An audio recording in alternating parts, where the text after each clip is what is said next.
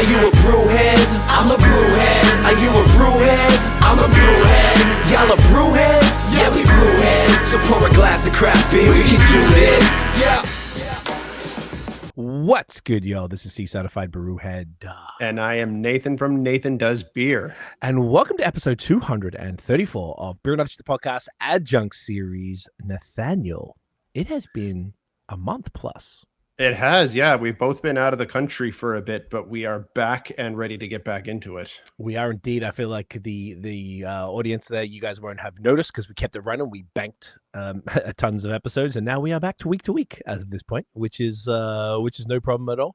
But we got a beautiful pod tonight from Guelph, Ontario, and that is a city. We're just saying off air that the last time we spoke to these gentlemen, which was about just over 2 years ago. I don't know about you. I'd been to one brewery maybe in Guelph at the time. Had you spent any time out there? No, because being out in Ottawa, it's not my neck of the woods. So I have not been to Guelph. It's probably been a good 6-7 years since the last time I've been in Guelph. I have visited this brewery once, but it's been a little while. Yes, that would make sense. I would have thought maybe from the KW days, or if you exactly, yeah, that would make sense. I mean, the only time I visited them was actually when I was when I was already living in Ottawa. But you know, I still had friends to see out that way. Gotcha. So you could swing by. Well, yeah, I feel you. It's only an hour from me here, so I've been a whole bunch. We've worked with these gentlemen on multiple occasions, which we're going to talk about today. I think at this point, I've been to every single brewery in Guelph. Been at least half a dozen times because it's so close. We had to go there for so many different reasons, but it was always like, sick, let's go to Guelph. There's so much going on. I feel like I really understand the city now and really what's popping out there. They have a really unique setup in the way that they work together, and I think we have spoken about it on pods in the past, but I feel like it's definitely worth reiterating because it's very cool, and it could be a cool inspo for breweries. That they kind of have like a whole network of the of the breweries in the city that all work well together, including even some of the larger ones. Every single one, yes, yeah, including the large one, exactly right. Yeah. In conjunction with the city, and it's this whole beautiful support network. I just think it's something that if other cities could copy paste. It's and I'm sure anybody in Guelph would be more than happy to share that information. It doesn't, no one's gatekeeping there. I just feel like it's such a great way to support each other and to support a craft brewery scene. I've never seen it anywhere else. It's a great way to kind of it's a great kind of tourism component for the city. It would be great to see that replicated. We're once again acting like we're being super secretive when the name of the brewery is in the episode title, but I feel like we just do it every time that we kind of have to try not to say it before we bring them in. Because you want to introduce it properly, you want to play the clap button and all that shit. So on that note, let's get this going, ladies and gentlemen. Let me fix this. Whoops, that way. All right, I'm trying. I can never do this smooth, but let's. Fucking idiot! I know, man. We just need one button. It'd be so much easier, and it just does it. That would be sick. Technology, guys. Please welcome Dan and Cam from Royal City in the building. Hi guys. Yes. Hey folks, gentlemen, fellas. Hey there. Great to see your faces again, you absolute legends. Thank you guys. We're saying off air. You guys got the matching haircut. Love it. I don't think I've ever seen both of us not in a hat before. It's kind of unsettling. Yeah. I know. I think on camera is the only time that I'm not wearing a hat, and it's it's weird. Yeah, that's why I was like, whoa. That's why I had to bring it up again because I feel like I didn't notice it that you guys only wore hats until right now. Because you never know if dudes have hair or not. Yeah, it's true. I like it. Boys, thank you so much for hanging out. Like we're saying off air, damn, 2 years, so should have been a bit sooner, but all good, lots to catch up on. Like we're saying, it's probably almost better because in that time I've been to Guelph a whole bunch, so I can really, like we're saying, there's so many different things to talk about in that Nate is super up on, and I've actually now seen it for myself. So I'm excited to get into it. And you guys have curated a really fun lineup tonight. We're starting with this little beauty of a crusher right here. Yeah. The Light. Oh, come on now. There we go. There she is. It's just called Light, right? That's it. Light. Light Lager. I just, as we were sort of saying in the beginning, I just got back from Australia, and one of the things I realized there, so that they call it just like the equivalent of an American light lager there, they just call it draft, like DRAUGHT. So there's like a macro beer called Carlton Draft, and I noticed this time that basically every brewery I went to had that brewery name drafts. It'd be like Royal City Draft. And they even made the colors and the logo, like the label, look like the macro, like almost every one. Yeah. And I sort of was like, oh, it's the same shit as what we do here. It's just with American light lagers. I didn't see a single American light lager there either, which was That's cool. I didn't really put too much I think that's kind of dope. I actually like that. Just calling it draft. Yeah. And I guess it's a cultural thing because I don't think it would translate here. And I think no, it wouldn't. And I bring it up to say the light in this beer absolutely does translate because it's such a North American thing that I imagine this beer is the, for people who come in, like, what do you got that's so cool as light? And you're like, well, yeah, sit down. Get that beautiful 6-pack. Tell us about this one. This is a relatively new beer, I imagine. Or not. It's new-ish. I think as a regular, Cam, correct me if I'm wrong, but it has been about 2 years, a year and a half. Oh shit! Yeah, a year and a half's about right. I would say, anyway, so after the last, I think so. Yeah, shortly after. Yeah, since I want to say we spent, November 2024. I want to say we launched it to the tap room. It was just draft, I think, to begin the first batch, but I think about a year and a half. Okay. So yeah, it was a big thing for us. Obviously, I think we talked in the last one about we have a pretty strong love for lager at our brewery, as a lot of brewers and people that work in beer do. But it was just kind of time for us to put something together that we could have all the time that would satisfy the people, like you said, that come in and whether they I want to drink a Coors Light or something that we like to drink that we can drink after work that. Yeah, isn't a big beer that's just refreshing and not complicated. Is that where the inspo came from? Like everyone at the brewery wanting to drink something chill? It's a big part of it. I think for a long time, all of us wanted to have a light lager. And it was just kind of getting we basically had to get an extra tank to do it so that we could have something that we could just lager in long enough to constantly have it on tap or available. Mm-hmm. And so we made that happen, and it was, from there I don't think we've run out yet. So no, I think of it as very much a brewer's beer. Brewers, speaking from my own experience, and I know a lot of folks in the industry share the opinion. You just want a beer you don't have to think about. When you're done your day, you just want something nice, frothy, wet, and cold, and that's it. And that's the itch we're trying to scratch with this one. Oh, I'm putting that down for the episode name. Frothy, wet, and cold. That's amazing. We just wanted something that appealed to a lot of people in Guelph. We have beers that I think are really recognizable in the city, and a lot of our artwork, as you've seen on the cans, come from landmarks and stuff in Guelph, and same with this one. That's just the church downtown. But it is a beer that we were hoping people throughout the city, regardless of what. If you're you drink small brewery beer or you drink macro beer, this is something that kind of appeals to everybody. And if you're from Guelph, you can just say, I want a Royal City Light. I love it. Gentlemen, great to see your faces. Mm-hmm. Get that in you. Yeah. Cheers. I'm off the sauce at the moment, a little health thing. So I'll be cheersy with some flavored water instead, which we're going to get into tonight as well. And it is good to take a break. I think about it a lot. I wish I could take curious why I'm not partaking as well or sharing in the beer. I'm glad you brought it up because people are like, what's going on? What's going on with Ken? No, I'm good on you, man. It's nice to take a break. I feel like Tiff took a month off in January. I was like, how do you feel? She's like, the exact same. That's why I'm not taking fucking time off. You probably lose some pounds, I imagine, but that is the intent in my circumstances. That's your intent. Good on you, man. Yeah, honestly, it's got to be harder for you being in it every day. It's the availability does cause some problems, I would say, down over the course of a year or a decade or more in the industry. Yeah, it's one of those things. Yeah, it's cumulative. It's hard to get away from.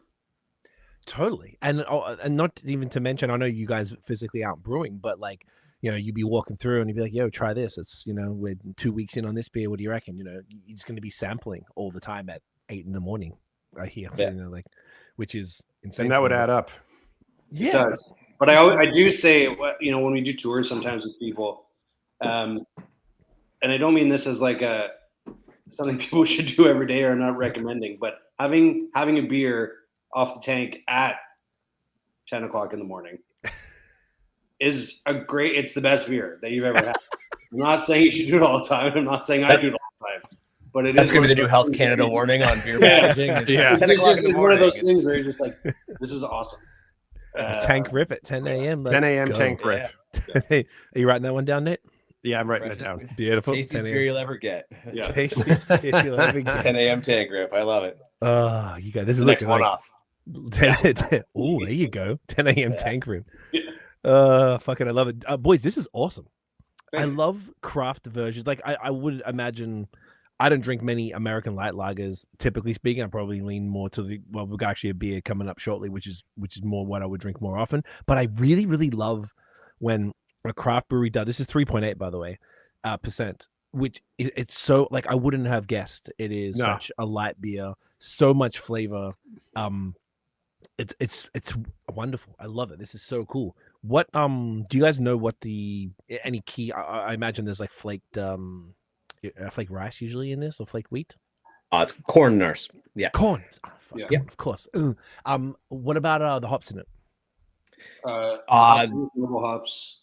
I believe for this batch that they are Hallertau-Mittelfrüh, I think. Okay. So like typical German hops. Okay. And not a lot. Okay, Yeah. so that's Low, low. intentional. So okay, beautiful. Now, is this, like you said, this is a year-round beer? So essentially now, and it's in the shorty too. Everything. This is the only one. Have I frozen again? This is the only one in the short can. For tonight. So is this it's a year-round short can, 6-pack type of vibes? Yeah. You So got it. Yeah, it's the only beer currently that we do in a shorty. We used to have two. We actually put the other one recently up into a tall boy. And we actually talked about it for a long time, whether this was going to be in the tall can or a short can. And we landed on short can just because we thought it was one of those classic, like, short can 6-pack. I'm going to take this to the barbecue or to wherever. I think that's the right call. Yeah, I think so. You're going to always have people that, I wish this was in a tall can. Yeah, okay. Drink Always. more. Get two. Yeah. You can't. Yeah, exactly. Yeah. You can't please everyone, but I think it's kind of cool in the short. Yeah. Okay. I think Sorry, go ahead, Cam. I was gonna say for me, like, the intention of this beer is, this is just like a quick little thirst quencher. This is something. It's a Saturday afternoon. You're out with your boys. You're golfing. You're out at the park or whatever. Like, I just need a quick, and it's done. It's down and done. And that's kind of why we went with the shorties. It's a little less of an investment from I'm not having a beer. I'm just having a beer. You know. The other thing I reason why- picture too is like at the cottage on the lake, like cooler full of shorties. Like this is what you're reaching for. Sure. Yeah. Big time. Yeah, I think this is and it's interesting because is this one intended to hit LCBO or anything like that? We tried. Yeah, no luck. I guess it's probably a No, pretty no. competitive lane. Yeah. It was not accepted in the LC. We are working on convenience for it, retail, like grocery and convenience for it. That is the ultimate destination we hope for this product.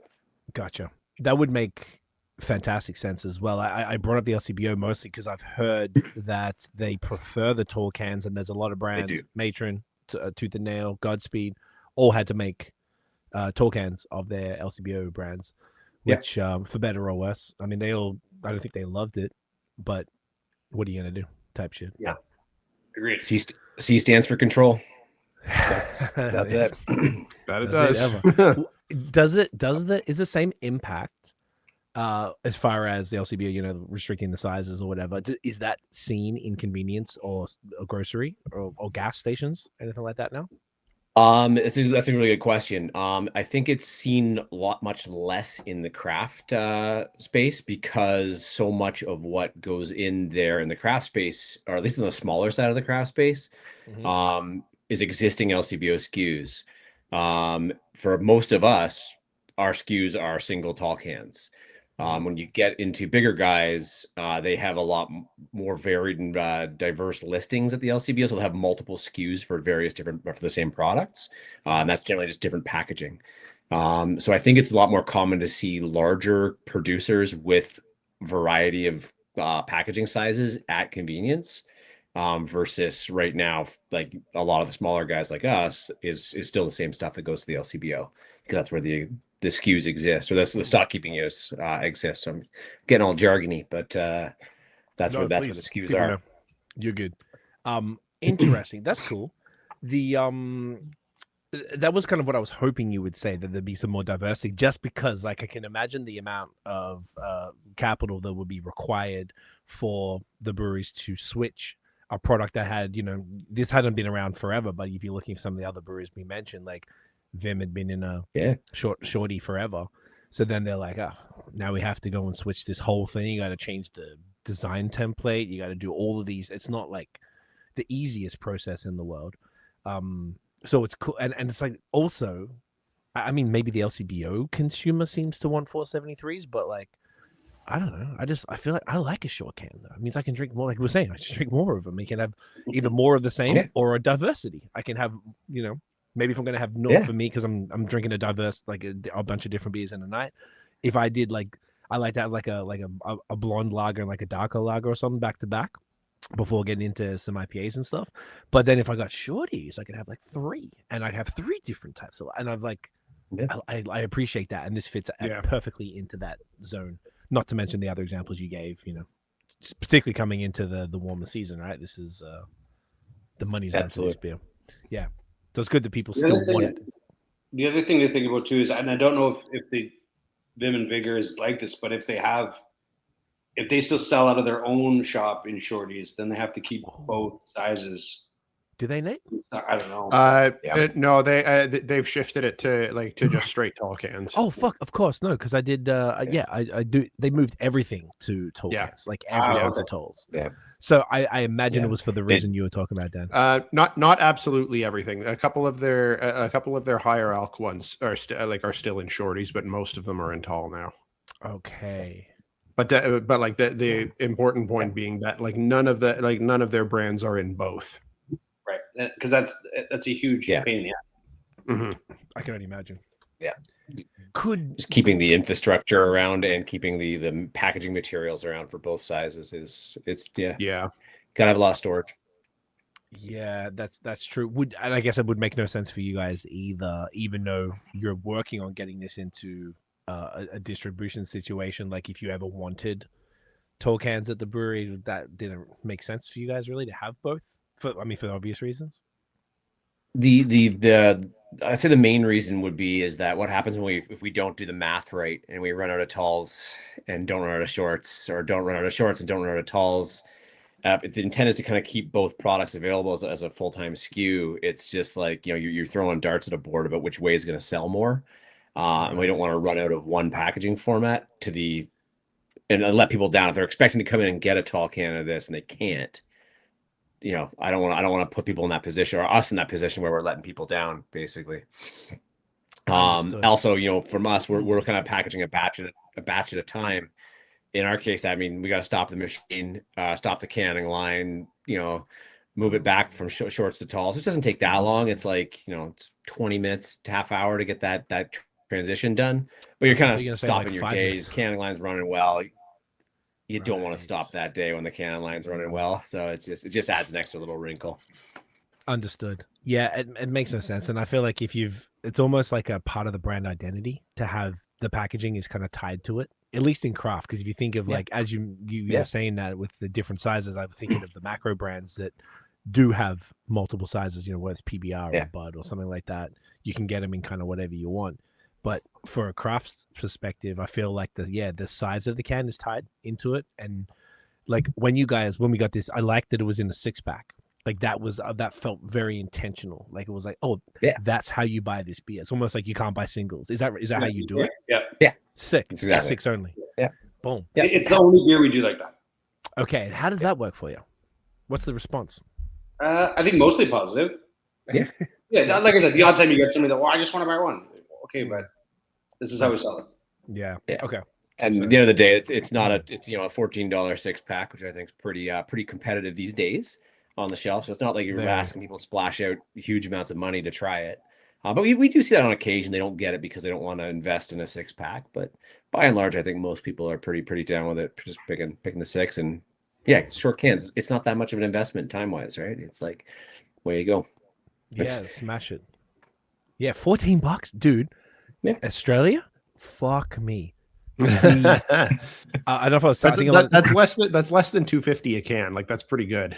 That's incredible. Yeah. If you were going to buy, a pint of, if you're going to get this type of lager in Australia, a pint, $15 maybe, Holy 15 shit. to 17. Most all the haze smoothies and things like that I was buying $19 to $21 a can, single can, and same for a pint pour. Like, wow, insane. And that's local stuff. It's not like, that's not even like crazy imports or anything like that. No, wow. And I was very surprised. I'd seen imports at that rate, and I didn't realize that the local stuff was also that. So you have to just kind of like, all right, well, I'm here. Let's go. So because I just got back like 5 days ago, hearing that is like, oh wow, this is awesome. This is so sick. I think Canadians, like, maybe we need perspective, because before going there, I didn't realize it was that much. I'd been 7 years. So sometimes if we worry too much about price here, and you see we have the conversation on here, particularly about LCBO prices for this category, you know, that whatever X brand is $3, like steam whistle or something, like $3.65. It's crazy, you know. And people are telling us that like anything over $4 for a lager is really difficult to sell. I'm like, well, cool, but look at some other markets that aren't too dissimilar. It's a very similar country. The currency is basically the same. It's like in the 96 cents to Canadian dollars to the $1. So like, this is insanely good value, incredibly good value. It's that's wicked. And that was kind of part of what we wanted to do as well. Like, we wanted to have something that was a 6-pack that you could walk out with at an affordable price, and again, be that sort of recognizable brand in Guelph that is like, oh yeah, I know that beer, I'll have that beer. Yeah, Royal Light, I like that. Yeah, and it's on draft a bunch of places too, which is kind of nice. But yeah, the keeping it at a reasonable price, short cans, and Shorty's allowed us to do that as well, right? So yeah, that is true. That's that's fantastic. I love hearing that. What would it be if you did do it in grocery? Would you also do 6-packs, or would it be singles if you went? Sorry, grocery or whatever. Sorry. The plan right now is 6s. So this is likely not going to hit the LCBO itself. With all the changes that are about to hit the LCBO and Ontario in retail, there is a pathway coming very shortly to not having to have all listings through LCBO retail. When that happens, we're going to kind of look at this as a kind of convenience gas station type product. Something that's just easy for folks to walk in, grab when they're filling up or whatever, and throw in their trunk. That's kind of the longer term plan for this guy. And that was the conversation from the OCB. Was the what you just referred to? Is that what? Remember that I think I might have talked to you afterwards. I saw a bunch of people afterwards, and it was like everyone was like they had no answers for us. They were like trying to force you to do this crazy. I forgot the details of it, but it was to resubmit all these crazy things and like all the SKUs for the whole year ahead, and you had to move to this insane back end system, and everyone's asking them, and they had no answers, and then I think they rolled it back. They did. Right? That's exactly it in a nutshell. Okay. The rollback ends though on April 1st, so it's about to start. It's about to be a brave new world. The one good thing right now is we do have a few more answers, not all of them yet, but a lot more answers than we had in November, which is great. So yeah, we're just kind of sitting on the precipice of this right now, and I'm kind of very curious to see how it goes. Is it worth like very briefly, like just explaining what that looks like, just for people who might be curious? Yeah, totally can. So essentially the LCBO is going to become the wholesaler of record for all beverage alcohol sold in Ontario. And basically what that means is that folks like ourselves or like Rebel Cider or a distillery that sell product in Ontario set their wholesale price to the LCBO. So basically we say that, a case of whatever costs $50. The LCBO pays us $50 for that case. That case gets delivered to wherever it's going to go, but the LCBO then marks that up to the retailer, and then the retailer then marks that up to the customer. So right now we decide what our shelf price is going to be at the LCBO, and they work backwards from that to tell us what they're going to pay us. Now us and every other producer in Ontario is going to say this is what our product's worth, and the LCBO gets LCBO, and then gas stations, grocery, whoever get to set their own markup on it. So effectively, I mean, the immediate effect of this, I think, is they're going to try and like delay the immediate effect. The immediate effect is the prices are going to go up for beer in retail in Ontario quite a bit. Because right now those retail channels make almost no margin at all on the beer they're selling, because it's effectively sold as an LCBO product. They're effectively a proxy LCBO at this point in time. Okay. That's going to change. They're going to become their own beer stores, and they're going to be free to mark up to whatever margin they typically sell things at, whatever that is, depending on the channel, depends on the company, I suppose. So basically, as producers, we lose a little bit of insight or effectiveness at determining what our shelf price is to the consumer. But the retailers that are selling this stuff are now able to kind of function more like a normal business would, if that makes sense. It absolutely does. So that would mean that you could go potentially to one place to buy Royal Light at X amount per 6-pack, or say 14. Another place could be 16. Correct. It could even be that different between two different LCBOs. Yeah. Oh, because the LCBOs now have that power. As far as I understand. Yeah. Okay. So that part we're still not 100% sure on how they're going to manage their own markup in their own retail, in their own retail channels. And as far as I understand, that's dependent upon, they're going to make those decisions based on who the producer is.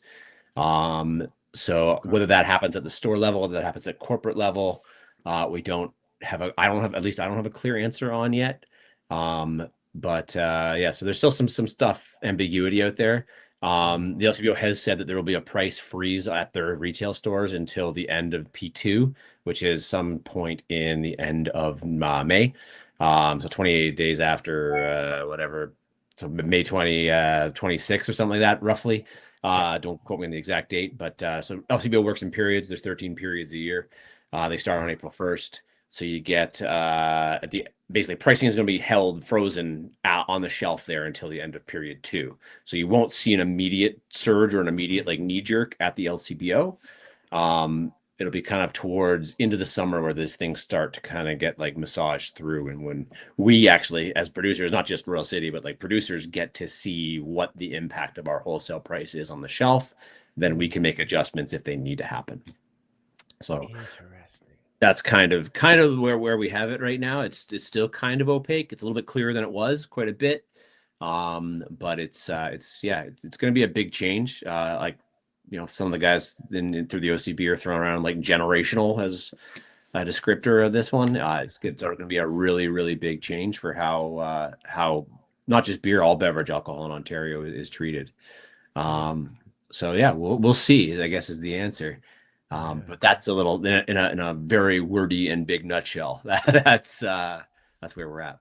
Dude, no, that's perfect. Thank you for the detail there. Because as you're sort of talking, I'm like, well, I wonder what the impact is going to be. Like, obviously, like you're saying that, like normal, it'll just be like any other product, right? Where it tradition, like in the States, if you want to go and buy Jack Daniels from one place and another place, there potentially might be different prices because that retailer has that choice.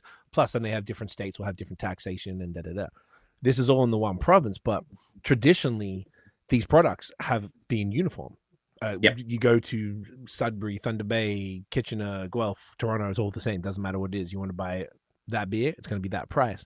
So I wonder if it's going to become a sense of like, oh, guys, like fucking whatever. Royal City's stuff is the cheapest in the Guelph location. Don't go to Toronto to get it. Go to Guelph for sure because you get a case there.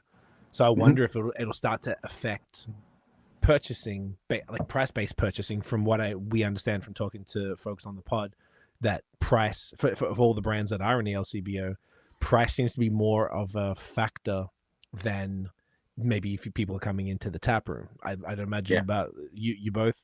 I don't really think that much about the price. If I want the beer, I want the beer. Maybe if it's like barrel aged or something, like you start getting whatever. But typically speaking, if you want it, I in Australia, I was spending $19 a can, $400 basically for less than a case. It's absolutely bonkers. But I was when in Rome, right? So I imagine that in the LCBO though, the more price sensitive consumers are that's going to spur a whole different mini like subreddit or some shit where people are going to be like, hey, LCBO deals, where are the deals at? Because there wasn't really such thing as a deal unless they had the catalog or whatever they put out. Yeah. So that'll be interesting. So that means as well, does that mean, and excuse me if I misinterpreted this, but does that mean that now that gas convenience grocery can sell beer, they can also sell some wine, I think, or all wine? I think they can sell Ontario wine. Ontario wine. Yeah. I did see a thing either today or yesterday where they were opening up it was like 150 new wine brands. So maybe it isn't all wine. That could be. Mm-hmm. There was something like that, like Kim Crawford and these other different brands they were mentioning. But what about spirits? Is that still remaining LCB only? As far as I know right now, yeah. That again, that this, I haven't paid the most attention to what's happening on the spirit side because I know things are tough for those guys every time anything happens at the LCBO. It gets more limiting for them. But as far as I understand, you're still not going to see any spirits in like retail and like convenience or grocery. There's limited wine there. Obviously, the cap for selling beer in that channel is 7%. So anything north of 7% doesn't qualify for that channel. Yeah. So that's another little limiting factor. So I don't think it's on the cards right now. I'd be very surprised if it were. Right. But again, don't quote me on that. I'm not the oracle on that one. But or this one really. I just have the information that the LCBO has been giving us. What's actually soaked in. Man, but a lot. It's it's going to change things up quite a bit. And honestly, from our perspective as a retailer ourselves, it's a good opportunity because ultimately, I can mark our product up for our own retail store and still be dramatically cheaper than you're going to find that at a grocery store after two people have gone through the middleman factor kind of thing, right?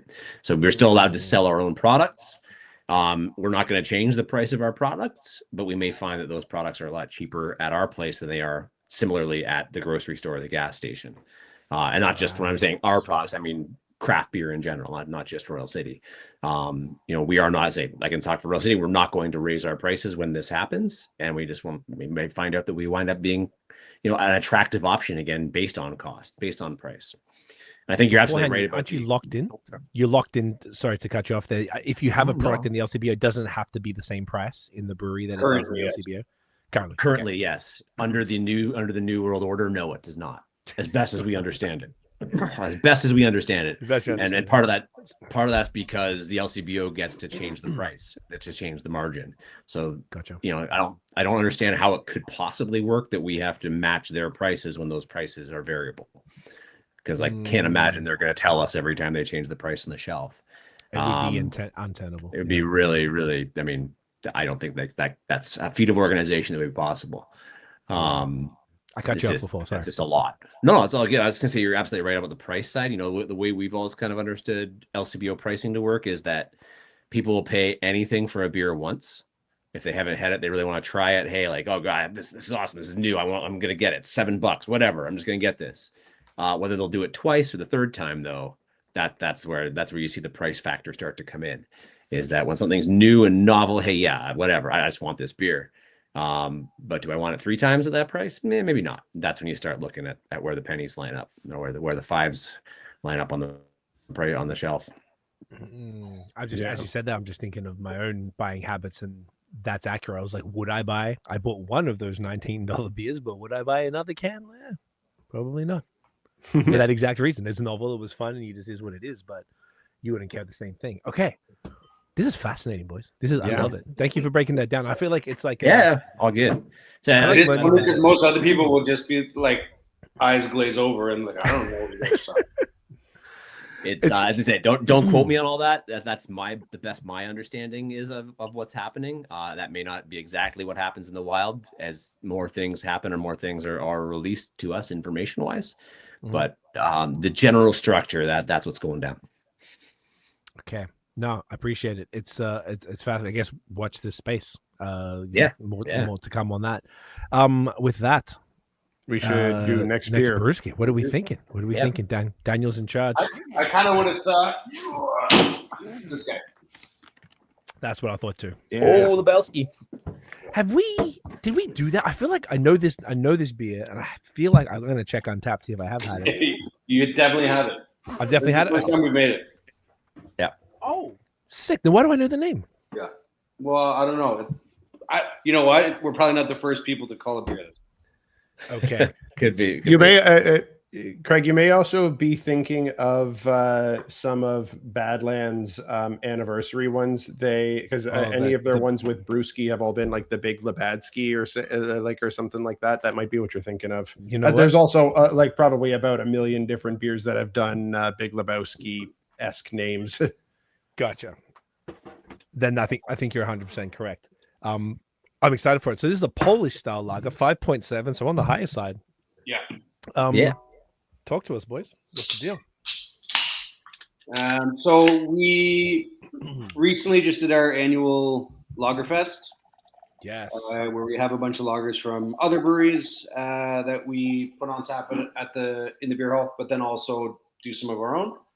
So we have one that we make pretty much every year called the Regal Lager, which is just a standard sort of continental lager, and then we tend to do sort of a one-off feature one around that. And this year, the boys in the back really wanted to do a Polish lager. Okay. So made with Polish hops, which are called Lubelski. So the Big Lubelski was a very easy name to come up with for that. So it's thought that those Lubelski hops are derived from Saz hops, so the typical Czech Pilsner hops. So you get that sort of pepperiness, but over the years they change and they have more of like a spicy quality to them, almost like makes you think of baking spices, but not quite there. Huh. And then Polish lagers just tend to be, a little bit maltier, a little bit more residual sweetness than what you would think of as other standard European lagers. Okay. And so we very much went down that route. So it has a nice sort of honey malty character to it, not quite caramelly, but verging that way. And then that spiciness and that white pepper from the hops is just really sort of refreshing. And, you can feel the warmth at 5.7, but it still goes down pretty easy. Hell yeah. I'm getting that honey from smelling the can. Ready for it. Gentlemen, put that in your face. So cheers. Boys. Cheers. Cheers.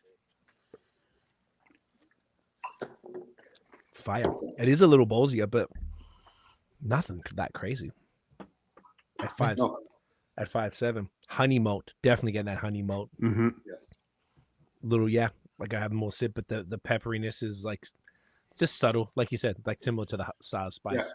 So yeah, although like you say those are the same family as Saz hops, it's not in the same volume as you would in like a Czech Pilsner, so it doesn't have the same punch. Okay. It's just kind of in the background and refreshing, really great food beer. I can see that. And with like would be really good with something kind of like carby and salty. Yeah. So for Lagerfest, we did a feature. We do a feature menu for that our chef puts together, and we actually have like a little Polish deli around the corner from us called A&E that make homemade pierogies. So we actually got them to make pierogies, and then the chef jazzed them up and made a whole dish out of it and suggested. Amazing. Yeah, it's good. It was a really good pairing. You did like a bacon cream for it. It was delightful. Bacon cream. Oh, yeah, that's awesome. Yeah. So is this a typical? So it's a bit more ramped up in the ABV. Is that indicative of Polish lagers? I don't believe I've had like. Yeah, in general, I mean, you see the big ones on the like Żywiec or Tiski or those ones. They tend to be above 5 anyway. German typical lagers you're looking at 4.5 to 5. Okay. Czech is around the same, but get a little bit higher, and the Polish seem to be just like a little bit higher than that. But you do get ones that are 5 as well. I think the guys in the back just leaned into it a little bit, and 5.7, and you get that little bit of warmth. And like I said, to differentiate it from the Regal Lager and give some variance to what we had to offer for Lagerfest. That's awesome. How many taps did you guys have for Lagerfest, or how many guests? We had 16 total this year. So we had, I guess 13 guests in and 3 of our own on. Wow. Yeah. How did that go down? When was that, by the way? February 20th, 21st. Okay. How'd it go? Yeah. Oh, we went Sick. great. Yeah, Hell yeah. really busy weekend. Love that. We had what 22 guest kegs in, and we killed 18 of them at the event. So we had a couple of about 4 left over, or not partials left over anyway. So it was yeah, we went through a lot of beer. So that was really good. We were pretty happy. They're 30 liters, not full guys, but Still, we did yeah, it was a busy weekend around our That's way. damage. Beer hall was popping. It's we were saying to Dan right afterwards, like this is exactly what we envisioned this space to be when we envisioned it, and like this kind of raucous, vibrant, like place just popping full of energy, everyone having a good time, and it's just so nice to actually see that in the flesh and see that actually happen. Just kind of give you that call back to what it's like drinking over like in Europe and Poland or in Germany, where this kind of stuff's a lot more common. Just folks getting together and slamming beers. So yeah, it's really cool. Really enjoy having those days. It's one of my favorite events that we do all year. I like Oktoberfest is great too, but Lagerfest is the one. low key. And sorry. Oh, just lost you. Us? 1 second. Yeah, can hear you still. I can see you. Okay, sorry. And it's like Oktoberfest is great, and it's a big, huge party, and there's bands, and there's all this stuff going on. Lagerfest is very much about the beer, and we do a cool food menu, and that's it. There's some other fun stuff going on, but it is very much about the beer, and it's pretty cool. We do like just stupid amount of flights that weekend, so it's really cool. That part's rough, but yeah. Staff loves that. Yeah, they're like, oh great, 4 ounce pours again. Like, yeah, I could only imagine other lagers that are quite foamy to yeah. That's sick. And speaking to that, like the actual space is beautiful. You guys have done such a great job with it, and I believe that's a what do you call it? Renovation of sorts. Yeah. Is that correct? Yeah. Yeah. When did you guys do that for how it looks now? I've only ever seen it that way personally. Yeah, we closed pretty much all of 2022. Oh shit! I guess you kind of had to anyway. Yeah, might as well. It wasn't too busy in the place at that point in time. We closed for all of 2022, rented the whole space, gutted the whole building, and built out the beer hall and the production kind of area in the back that we have now. So yeah, we got the space kind of very late 2021, and yeah, right about end of January started swinging the hammers. That's amazing, man. You guys did such a great job. Didn't I believe somebody, one of your wives or someone designed it? Is that correct? Yeah. So my wife has her own interior design company, so she helped out do the design. Yeah. Very convenient. Did a hell of a good job on it. It's really nice. Oh, it's so nice. It's so warming. It's like modern, but also exactly as you described, like that sort of like German beer hall feel, which goes along. When I think of Royal City, I think of Crispies. I know you do everything, but that is obviously something that you guys like really pride yourselves on, and it suits the food program is beautiful as well, and it really suits like that vibe and the shared long ass tables with 20 seats on them and stuff. It's I can picture. I've only been there in not the during the middle of the day or earlier type of time, so I haven't seen it like bumping yet. So I can only imagine in their particular event like this when it's all Crispies. Would you say 22 taps? We had 22 kegs. We had 16 taps. 16 taps and 22. Fuck, that's crazy. Yeah. That's so with the passion for lagers that you guys have, do you have Lukers at all? No. It would be nice. We've been talking about it for a while. We have a really nice draft tower behind the bar. Looks great, and it would look really great with some of those on it too, but we're not there yet. Cam? Okay. I don't know. I'm just saying. Yeah. I know a guy. Would look great, that's for sure. Yeah, I feel like that could work. I know they're not cheap, like $500 a tap. Or yeah, they're not, but they're awesome. Yeah, but they're pretty sick. That's so cool. So this one though, this was the first time you did it. Is this like a one-off, the Polish lager? Yeah, cool. Is there, as of I know you did the festival a couple of weeks ago actually.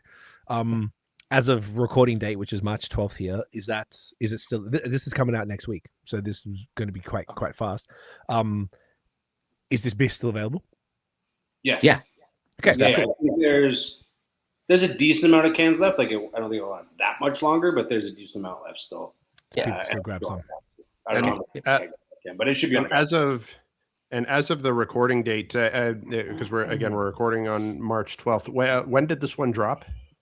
On February 20th. On February 20th. Okay. And has it had like a pretty strong reception? Yeah, I think so. I say we won't have it around for too much longer. I'm just trying to think off the top of my head what's still left in inventory, but it's probably gonna be like under 30% of the batch, I want to say. It has gone pretty quick. So okay. Most folks that come to the retail are usually looking for something new to try, and that's been one of the go-tos for sure. And seeing something like Polish Lager, like that's interesting. That would catch people's eyes. So it probably makes them curious. The reason that I was asking is because when we last had True History on, one of the beers that we had there was a Polish Lager that they put on, and they were saying that like with like a sizable Polish community in the area, anytime they put anything that has the word Polish on it, like people come in and go wild for it. It's like it always makes it a really good seller for them. Yeah, that's cool. That's awesome. Do you guys have anything like that in Guelph? Is there something to do with?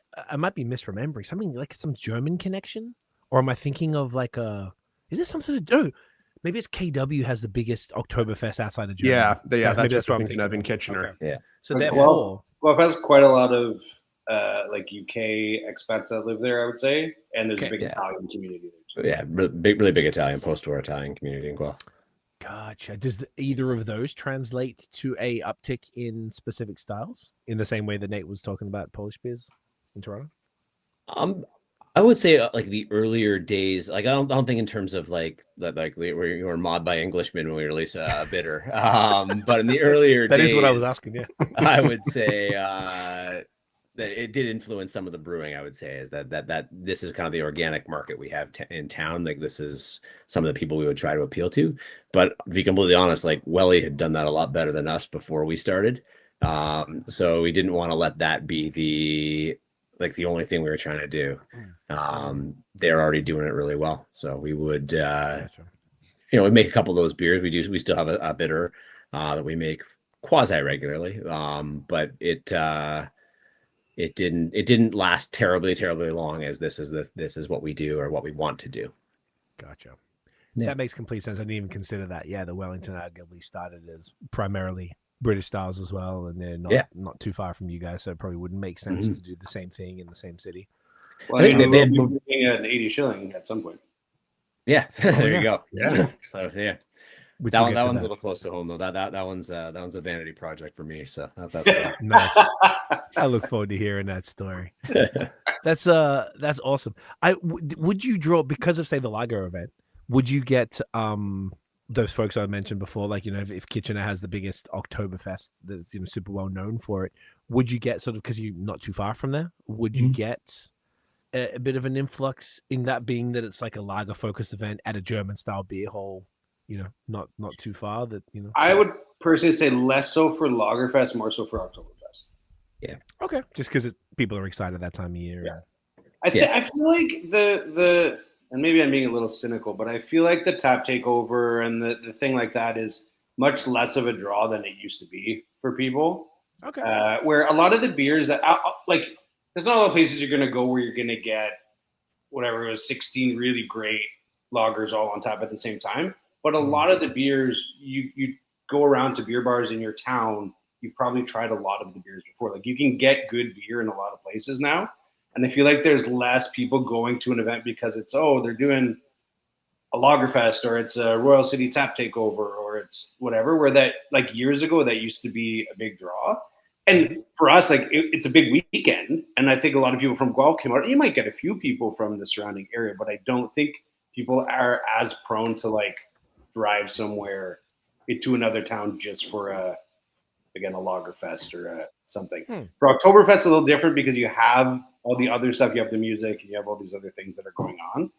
And like I said, maybe I'm just being a little cynical, but I think a lot of those very beer-driven events have become a much more local thing than something that people drive to. Yeah. Interesting. Look, that makes sense, dude. Yeah. I mean, Oktoberfest is obviously a different beast unto itself. That's sort of like people will go everywhere for that. But I guess yeah, I was sort of more thinking like being based in Hamilton. I always say this. I don't know if I told you guys, but once I moved here, if I moved to Toronto, there was so many like, you know, how many times we had to go to Guelph, which we would talk about to do the Culture Quest thing and everything. I would have been like, fuck that. I'm not traveling to Guelph, dude. Like, it's like 2 hours, whereas from Hamilton, it's like 55 minutes. It's so easy. It's straight up to 6. It's boom. It's right. It's so easy. And there's so many things around here that like almost everything, and I imagine it's a similar situation from Guelph, like almost everything is like an hour. Like if I got to go to Kitchener, Cambridge, Waterloo, to you guys, to Niagara, to Toronto on a good day, like all those different things are about that. So it's not that inconvenient to go for an event, but I see what you're saying, Dan, is that maybe people won't travel as much for those type of events. It's just because, like, I don't know, I feel like you guys curate really sick events. The last time I was there, it might have been the day I picked up the collab, Dan, or it could have been the day we did Culture Quest, but you guys did like a sick IPA event, and what there was like whatever was left was on the board. It was like the day before or the weekend before. Do you know what I'm talking about? Yeah, so we do an IPA gala as well. Okay. So the Lagerfest and the IPA gala are the two like very beer focused, I would say, events that we do that don't involve a lot of other things throughout the year. And so yeah, same sort of thing. It's just an IPA focused event, and we marketed it as, you know, as a gala, and people, you know, could dress up, and they took, you know, photos like it was a prom or whatever, and people had a lot of fun. Gotcha.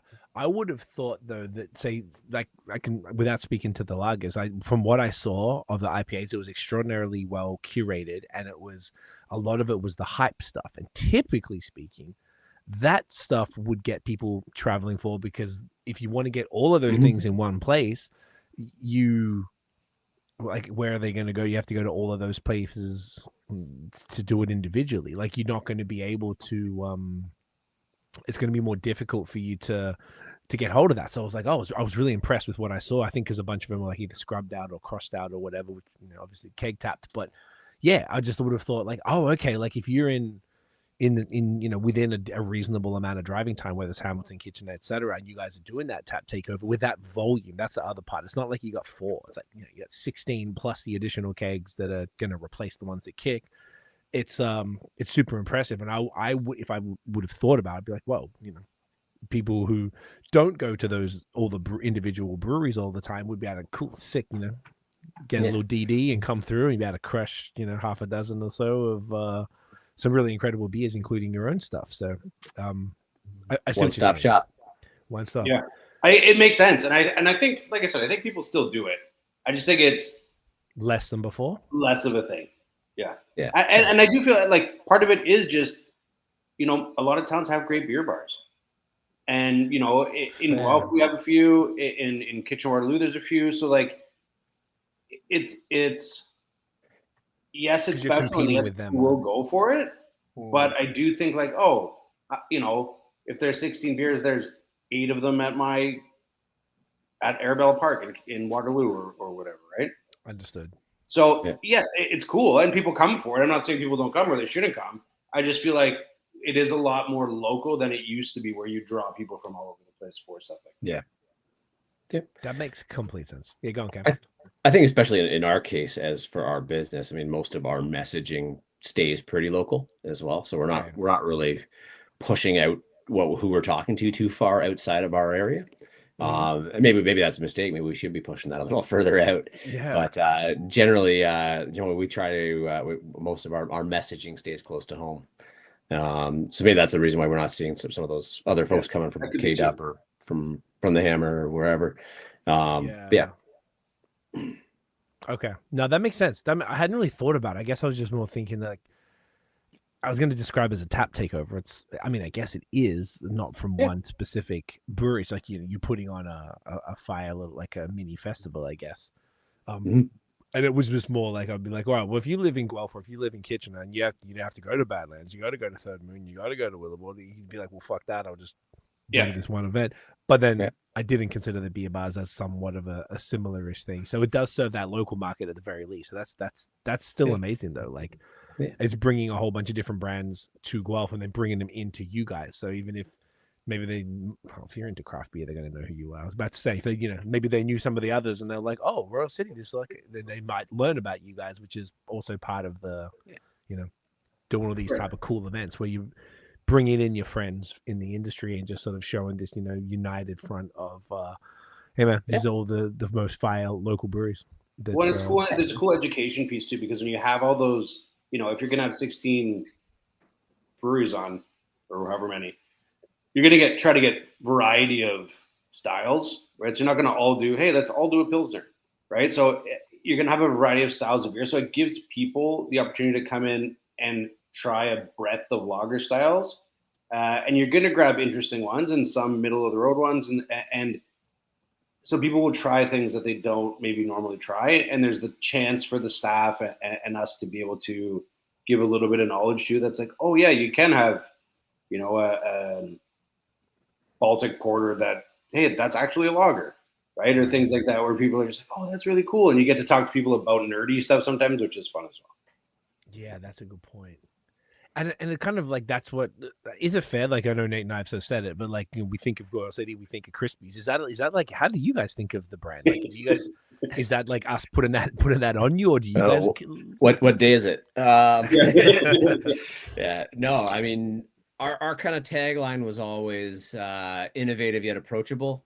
I'm not sure whether that still applies terribly well. I think we're kind of on a journey. I would be the best way to put it. We, as I say, we try to represent the community. We try to be a reflection of the place that we are, and the place that we are has a lot of different tastes. And so we try to do things. And I don't want to say we're trying to do everything all at once, but we're trying to give people different options and options that they maybe like better than, and it applies to them. I guess we're just trying to be representative. I guess that's the best way to put it. We don't really specialize in any one specific thing. I mean, right now we do make a lot of crispy beer, or like a lot of lighter beers, definitely. But I think by and large, we just like to play around, and we like to have options of what we can make. I don't really want to have us pigeonholed, I guess, as this is what they do. Not that that's necessarily a bad thing. I just like to have that little flexibility. But I would say it is fair to say that we make a lot of lower alcohol beers. Yes, very much so. That is. Is there a reason for that? I would say for a lot of us, it's what we like to drink on the regular. And I think it's what a lot of our guests like to drink too. Like to be honest, we make some stronger beers. We have one of our flagship beers is a 7% IPA called Riverside, which is a great beer. It sells really fast in cans. It doesn't sell as fast in draft because people are worried if they're going to drink a 7% beer and drive sometimes, right? Or soft, right? Yeah, it just is. It takes a while to sell on draft, and so you do realize, like in the tap room, people tend to drink lower alcohol beers. When they take them away, I think it's a big mix of things, but we do notice a lot on premise is low alcohol, and like I said, it's honestly what a lot of us tend to drink too, just because whether it's a light that you don't have to think about because you've been thinking about beer all day, or just like that 4% beer that maybe I'm gonna have an extra one because I can, and prolong the night. As opposed to, I'm going to drink 2 7% beers and I got to go home. Gotcha.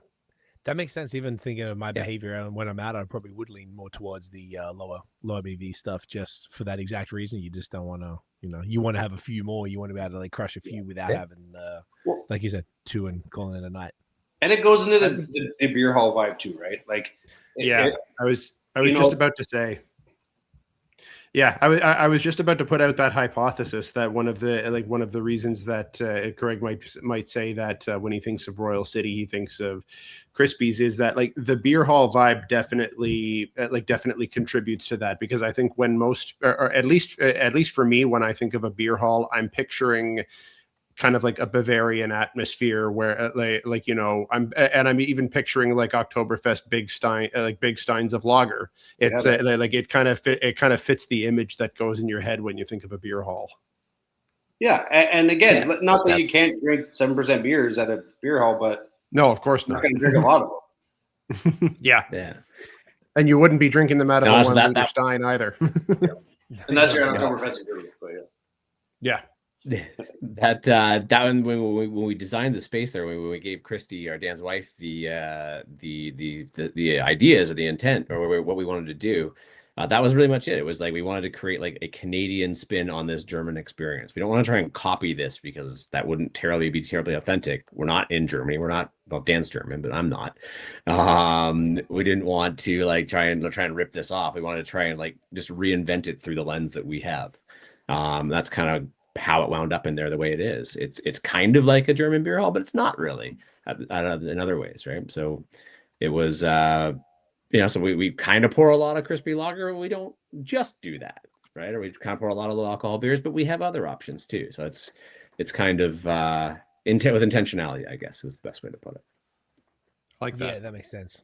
I like it. It's interesting always hearing this sort of like how consumers respond, with to go versus on premise, and particularly in a space like yours that does have that German vibe, that has the food to match it as well. Like, correct me if I'm wrong, but you guys do a lot of bunch like the bratwursts and pretzels and sort of more traditional schnitzels and fun stuff like that, right? And again, like Cam said, that is a big part of the menu. There's schnitzel, there's sausage, there's pretzels, but there's also, our chef is great, and he's worked in a lot of different aspects of culinary. So he's worked fine dining, pub stuff, catering, and so he brings a lot to the table. And so it's a diverse menu. There's a bunch of core things that I would say you would say, oh yeah, that's a beer hall dish. But there's lots of things that are just like good beer food. Gotcha. Which is sick. So it's cool. Yeah, I love it. This is fascinating. I know, sort of like not quite. I know, we're just trying to keep the beers going. Should we guys go for the next one? What are we thinking, fellas? What are we thinking? In my mind, I would say either the 80 Shilling or the Stout. Ooh. You tell me, Uncle Dan. I'm not afraid. Let's do the Stout. Do the Stout. Yes. All right, let's go. So this is something that you guys, it's probably like a nice little segue. You guys have been doing a lot more of recently. We have been, yeah. I want to say not just a stout, the Ouch Yellow. Yeah, so this is our non-alc nitro stout. Let's go. So we can like pour this shit hard, bro. Yes, sir. Yes, sir. Go. I don't think I've ever even seen a nitro non-alc. That's awesome. Yeah. Okay, I've got a dumb question right off the rip here. I'm seeing that this says 440 mils as opposed to 473. Yeah, but it appears to be the exact same size can. Am I tripping on something? No, you are absolutely right, sir. The 440 is that we have to low fill them a little bit to compensate for the nitrogen. Of course. The pressure in the can gets a little too full, a little too high to go through the pasteurizer. If we have a full fill and dab of nitro on top. So we have to drop the fill level down a little bit just to give a little bit more headspace to allow that nitrogen to expand as it heats up in the pasto. That's getting kind of nerdy, but that's why. So we don't want to have false advertising. People will think they're getting a 473, even though that kind of looks like that because it's in that size can. But if we stick on the label, it's 440. I think folks understand they're getting a little bit less beer in the can than they otherwise would be. No, I appreciate you being very genuine about that. And we've obviously seen nitro cans before. I don't think I've ever seen them advertised with less than 473. I could be wrong, but the thing you'll see, I think, in like Guinness cans is the cans are just taller. So I think they put the same amount in, but the can is bigger. I think they're I know the Guinness cans are. I'm thinking more of other other Ontario brands that sometimes do nitro cans. I could be wrong, but I'm pretty sure the Guinness non-alc is listed at 440 as well. I'm pretty sure they're the non-alc might be that. I'm not sure. Yeah, they're not 500 mil like tall cans or whatever. Like the I think the standard ones are. I don't know about the non-alc. Okay. One of the other things I know, keep bringing this up just because it was so fresh. Speaking of the sizes, so in Australia, I noticed that the pint sizes were, if you get a full pint, it's 570 mils. Because every time we'd order a pint, I'd be like, "What the fuck? This is massive. I don't want this much." And then if I went, 440 mils. It's 440. Okay, So I'll put it on camera if the whatever, but yeah, 440 mils. But the can is the same size. Okay, thank you for checking. Oh yeah, happen to have one sitting here. I love it because you're on that vibe right now. I love it. The I think there was a time during dry January you couldn't get them. Like all the LCBs were just sold out of. Oh, that's wild. Of all of that. The there was some bars in Melbourne that they called them like, what do they call them? I think they call them like imperial pints or like American pints. Then they were like 473 mils. I'm like, oh, you fucking guys know what's up. Like, yeah, give me a normal pint, please. 16 ounces, what I want, not this 570 bullshit. Like, it was too much. You had them, like, Jesus Christ. Particularly if I went and got like a hazy IPA or something. I'm like, that's fair. I don't remember it because we didn't. I remember when I first moved to Canada, and we drink. Do you guys, if you know what a pot? Because they have 3 different sizes. They have a pot, a schooner, and a pint. A pot is kind of like a half pint. A schooner was some like Sydney bullshit that that wasn't around, and now it's everywhere. And I don't know what it is. It's probably like halfway between a half pint and a full pint or something like that. It's probably closer to this. And I think it's 14 ounces, so whatever that is in milliliters, like 400. 14. Okay, I want to say it's about that. Yeah, that sounds about right. So it was less than like this can, but more than the other one. And I remember I first moving to North America, not being used to pints, like just this normal pint. And I would go out and have the same amount of pints as I would have pots at home, fucking just puking. Like, what is going on? It's just funny when you actually just look at all the different sizes of stuff. And that's why I was asking, because I know that in Australia, most of the tall cans are 500 mils. So they have like a full thing. And I think the British ones, a lot of them are as well. Continental is usually 500 mils. Brits are usually 568 or 572. 568. I want to say. Okay, so that's cans. A British pound. Oh, British cans. If you get like cans of like Carling or Rain like Tenants or whatever, they're 568. I want to say that's a good 100 mils more. Continent is 500 mils right now. And ours are 473. Yeah. So maybe the Aussie pint is the British pint then, because they told me it was 570 and you said 568. Yeah. So same shit. Yeah. See, it's all just like, can't we just agree on something and run with it? It's complicated. Anyway, bit of dry run, gentlemen. Yeah. Nitro Stout. Cheers. Hell yeah! Look at it. Cheers. Cheers. Oh, beautiful. So this is crazy. Dry run is actually the name of the series of non-alc beers that we do. That we have like a rotating series of non-alc. Okay. So I see this isn't on Untapped yet. It might not be. Yeah. Might not be. We only released it on Thursday last week, so it's fresh. Released it a week ago. Yeah. So it's pretty new. Pretty new. So we've done in this series. We've done a nitro stout, a lager, and a pale ale or IPA. Okay. One thing immediately, I love that the nutrition table. I love when they're on the non-alcs as well, because I just feel like the people who are drinking these. I think they have to be, don't they? They do, yeah. I think they have to be. Oh, they do. I've seen breweries that just sell them out of their tap room, not put them on, but you're supposed to. Okay.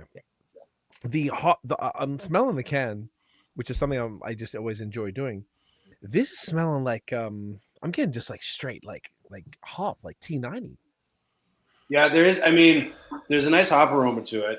It's beautiful. The cool thing about this is, so Matt, our brewer, brewed how we typically would brew non-alc, a little bit lighter. Again, they're very light in alcohol to begin with, but blended some actual stout into it and still had it remain below 0.05 alcohol. Understood. So that you actually got some of the fermentation flavor and some of the flavor from the actual stout, which is kind of nice. Hell yeah. But yeah, I think it turned out really well. We part of our move towards doing a lot more non-alc beer is we recently upgraded all of our lab equipment, and we have an alcoholizer now, so we can, if we are blending things back in, we can be very sure that we are below the threshold there on the 0.5. Oh, nice. What is an alcoholizer, sir? It's my nickname in college. Yeah. Oh, that was quick. That was quick. Well done. It is a gizmo that spits out an accurate reading of how much ABV is in a liquid. So it's got a little, it's a piece of lab equipment that, it's got a little test tube and a little hose, and you dunk it in a sample, and it pulls the sample in and analyzes it and tells you what the alcohol by volume is. Amazing. That is that's fire. But also, this is the first I've heard of alcoholic versions of a beer being blended with a non-alc.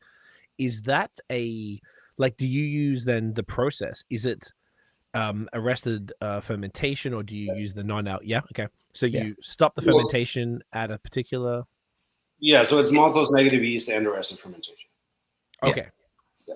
Right. So, maltose is going to be probably 60 to 80%, I'd say, of the sugar available in any given beer. And this yeast just doesn't ferment that. So you wind up with something that just ferments the glucose out, which is about maybe 10% of a grist or of a wort. And being able to do the math, we do the math on it to make sure that when that 10% gets actually fermented, it's always less than 0.5 of the total available. The alcohol that results from that is less than 0.5 ABV. It's just a case of doing the math and then checking, make sure you're right. Gotcha. So then the blending, what's the intention there? Is that like a flavor thing to just be like, hey, let's throw some of this in, but within the boundaries? Yeah. Yep. That's exactly. So a very small amount goes in. The thing is, I think people are getting pretty good at making non-alc beer these days, and we make a lot of it for us and for other people on contract. But it is, it never has the flavor of a fully alcoholic beer. And part of that is the alcohol, and alcohol has flavor, and alcohol has mouthfeel and all those things. Some of it is yeast derived flavor, right? So when the yeast doesn't get a lot to ferment, it doesn't produce a lot of flavors either. So by putting in some of that actually fermented out beer, you reintroduce some of those things. Now it's never going to be the same, but at least you're incorporating some of it back into the beer, in my head. Yeah. What percent of the very small? So very small.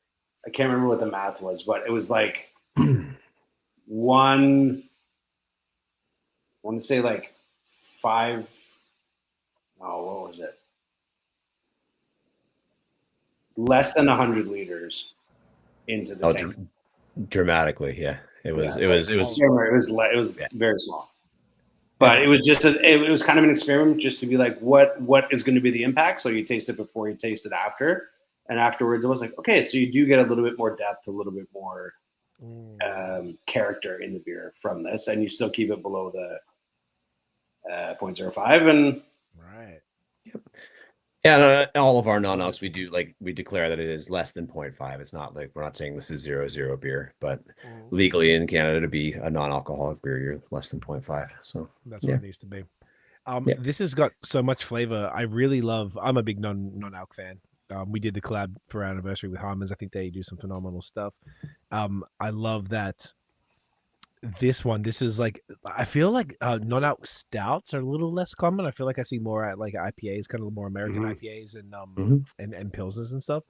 This is fantastic. It's so chocolatey. The mouthfeel is fantastic. Like it's even got a bit of a smoky thing to it. Yes. I agree. Yeah, smoky. There's a lot of like, I don't feel like I feel like you could tell the kind of what you guys were saying, that it is a non-alc. I feel like there's very few non-alcs that you can drink and you wouldn't know. Like as you say, it's almost just by its very nature, you don't have it's missing enough that like. But this is just, it's got a nice little like a coffee cold brew bitterness going on. Everything about, and then the nitro just gives it this wonderful mouthfeel that's like completely unusual for a non-alc. I've literally never seen it. Is Guinness non-alc also nitro? Yes. Yeah. This is a widget. That's got to be like the only one then. As far as I know, like the Guinness one, you mean? Yeah. As far as I know, it's great too. And very much when we tried that one, we were like, we should make non-alc stuff. Right. Yeah, should try. Yeah. And- Well, yeah. Yeah, they are Guinness, but Well, they're you pretty know, good. They're pretty good at what they do. they've been around a bit, here and there. Yeah. But this is honestly genuinely fantastic. I love this so much. So you said you did the IPA, you did a lager on this dry run series. So far it's just been like a one and done of each one. Like you drop the lager, cool, runs out, next one type of thing. Okay, and that'll just keep going as a series as far as. I think so. Yeah, keep we use it fucking to, like we said, we're doing a lot of non-alc stuff too, and it allows us sort of expand our horizons and do some experiments that we can then offer to other people as well. I assume if there's something that people really like and it flies or they ask for it often, we can make it a full-time thing. Okay. But the dry run as a series is just a very sort of like a way for us to be able to experiment with stuff. Yeah. And ultimately, like to say there are more and more folks that aren't drinking anywhere near as much as they used to. And this is a way for folks to still be involved, to feel like you're participating. That's what I really like about non-alc beer is that I cannot be drinking, but still feel like I'm participating. Totally. Rather than, because if I'm drinking a Coke or a water, I know that, you know what I mean? But whereas if I'm sitting there with the guys out and having a round of beers, and even if I'm having non-alc, I still feel like I got a beer in my glass. So it's just a way of like kind of still feeling that participatory piece, Couldn't agree more. There's also the it's almost like with smoking. If you're quitting smoking, you want to do the action with your hands. So when you've got a non-alc beer, you're cracking a can, you're pouring it into a glass, and the experience is very, very similar. Like it's only slightly shy of what you would get if it was a full strength beer. Yeah. So I couldn't agree more, Cam. When I was chatting with Josh from Dominion City a few years back, talking about Dry January and whatnot, and their City Seltzer series, and he was saying that for him, it's very often just about having something bubbly, and so even just cracking open a seltzer, it satisfies that need for just drinking something fizzy, and it sometimes satisfies the same need as cracking open a beer. Sure. In terms of just what it does for you from a tactile perspective. Yeah, for sure. And we're seeing it we currently have, I think Cam, correct me if I'm wrong, but in the fridge, I think we have 3, 4, 5 brands of non-alc beer right now. Yeah. God damn. Yeah. And and people buy it. When we first started doing non-alc, it was kind of like, okay, well, we'll try this thing. And, I don't know how many people are buying it these days, but people do buy it. It is a big thing. And the cool thing about it is, I'm not sure if we talked about this last time or not, but the cool thing that you see is, growing up and working in bars and stuff for a long time, there was always people that drank non-alc, but it was always I'm not drinking because I'm driving, or I'm not drinking because I'm in AA, or not drinking a lady's not drinking because she's pregnant or whatever. Now you see people have a beer, then have a non-alc, then have a beer, then have a non-alc, or they're buying takeaway and they're having 3 beers and 3 non-alcs. And it's just like a pacing thing, or I want to enjoy this, but I still, I don't want to get wasted. I just want to have a couple beers and hang out with my friends, and I can space out my beers with these non-alc beers, which I never really saw back in the day. No, definitely. That's a new thing for sure. Yeah, our friend Matt from Vox and Hops in Quebec always does that. He said he usually, when he gets too lit, because he calls himself the magician because he makes beers disappear. So he's like, it's pretty good. And he was like, when it gets later at night, he's just fucking crushing. He'd trick himself. He keeps non-alcs in the fridge. So if you drink him, it feels like he is, just to calm himself down because he goes a little too hard. You can't control it. And I think that's exactly it. Because I like to have 2 beers and then a full glass of sparkling water. But then I'm going to the bathroom a ton. This would be an absolute perfect another option. You just splice it in between all the other beers, and you don't even really take it a break. I kind of like the water break for a sec, but this is serves the same purpose. Sure. You just feel like you still get the ton of flavor from it, and it's so dope. I wanted to ask, so how did you guys get into making non-alc? Was it for yourselves, or was it for? Because obviously you're doing the contracting stuff for a bunch of other brands. But yeah, where did the non-alc side start? To the point you got a pasteurizer, which is I could think of 2 other breweries that have it. So it's few and far between. That very much was us putting the cart before the horse. As you say, we got the pasteurizer and went, well, shit, we just spent a lot of money. What can we do with this? And non-alcohol is one of those things. So it kind of came about because we had the capability of taking care of it. We knew that it was part of the argument for the spend when we bought the Pasto. The story of the Pasto is kind of a convoluted Pasto, one. I like that. Pasto, yeah. Fucking Pasto. Too many syllables. Pasteurizer. It's those who know it's the jargon. That's very jargon strange. there. The old Pasto. We had we wanted a can warmer, which was just to warm up our cans off the filler so that we could pack into cardboard right away and not have to pack into a third package to let them dry out or warm up to dry out so that we can put them in cardboard. So if you take cans right off the filler at 0 degrees, they condensate. You put that in cardboard, the bottom of the pallet's a moldy, soggy mess. And you got to repack it anyway. So what we were doing is we were out packing off of our canning line into like a plastic crate, basically a milk jug kind of thing, slightly bigger than a milk jug. Sorry, milk crate rather. Yes. Sorry, into like a milk crate and putting those over at our warehouse, letting them warm up to like 8 or 9 degrees, so they stop like condensating, and then we put them in cardboard. So this was really, doing two things, and when one will suffice, we really wanted to have a can warmer that would just warm the cans up enough to get to like 10 degrees, so we could outpack them once rather than twice. So when we did the expansion, we finally had the footprint to actually put that piece of equipment in, because we never could have done it in the previous in our space as it was before. And we were talking to Andres from Genry there down in Burlington, who sells can warmers. And we were talking about what we were looking at, and he basically just kind of said, like, a can warmer is just a shitty pasteurizer. For like an extra X dollars, you just want a pasteurizer. And I was like, well, yeah, that makes a lot of sense. And then immediately I was like, oh shit, well, what can we do to make this? What else can we use this for? How else can we employ this? And like, well, now, non-alc beer has to be pasteurized. A packaged non-alc has to be pasteurized. We don't make any draft non-alc for that reason, because you can't pasteurize draft terribly effectively. You can pasteurize the liquid, but you can't pasteurize the keg or the liquid in the keg. Right. But non-alc has to be pasteurized for food safety reasons. So it's like, hey, well, we have this pasteurizer. Let's look at how to do this. We knew dry January was a thing in 2022, 2023. Like, holy shit, this is now a thing. People are actually doing this. So what can we offer them during that month? So we spent most of 2023 figuring it out. We dumped a whole crap load of batches of non-alc down the drain in 2023. We figured out how to do it. And it's still a work in progress. Maddie's still evolving it every time we brew it. But we figured out, we got something we were happy with, and then we just started running it through the Pasto. And then, other guys started like, hey, you guys have a pasteurizer? Can you help us out? And we're like, yeah, of course we can. So that's kind of the background of why we started doing it. Definitely saw there was a spot in the market for it. People were looking for it.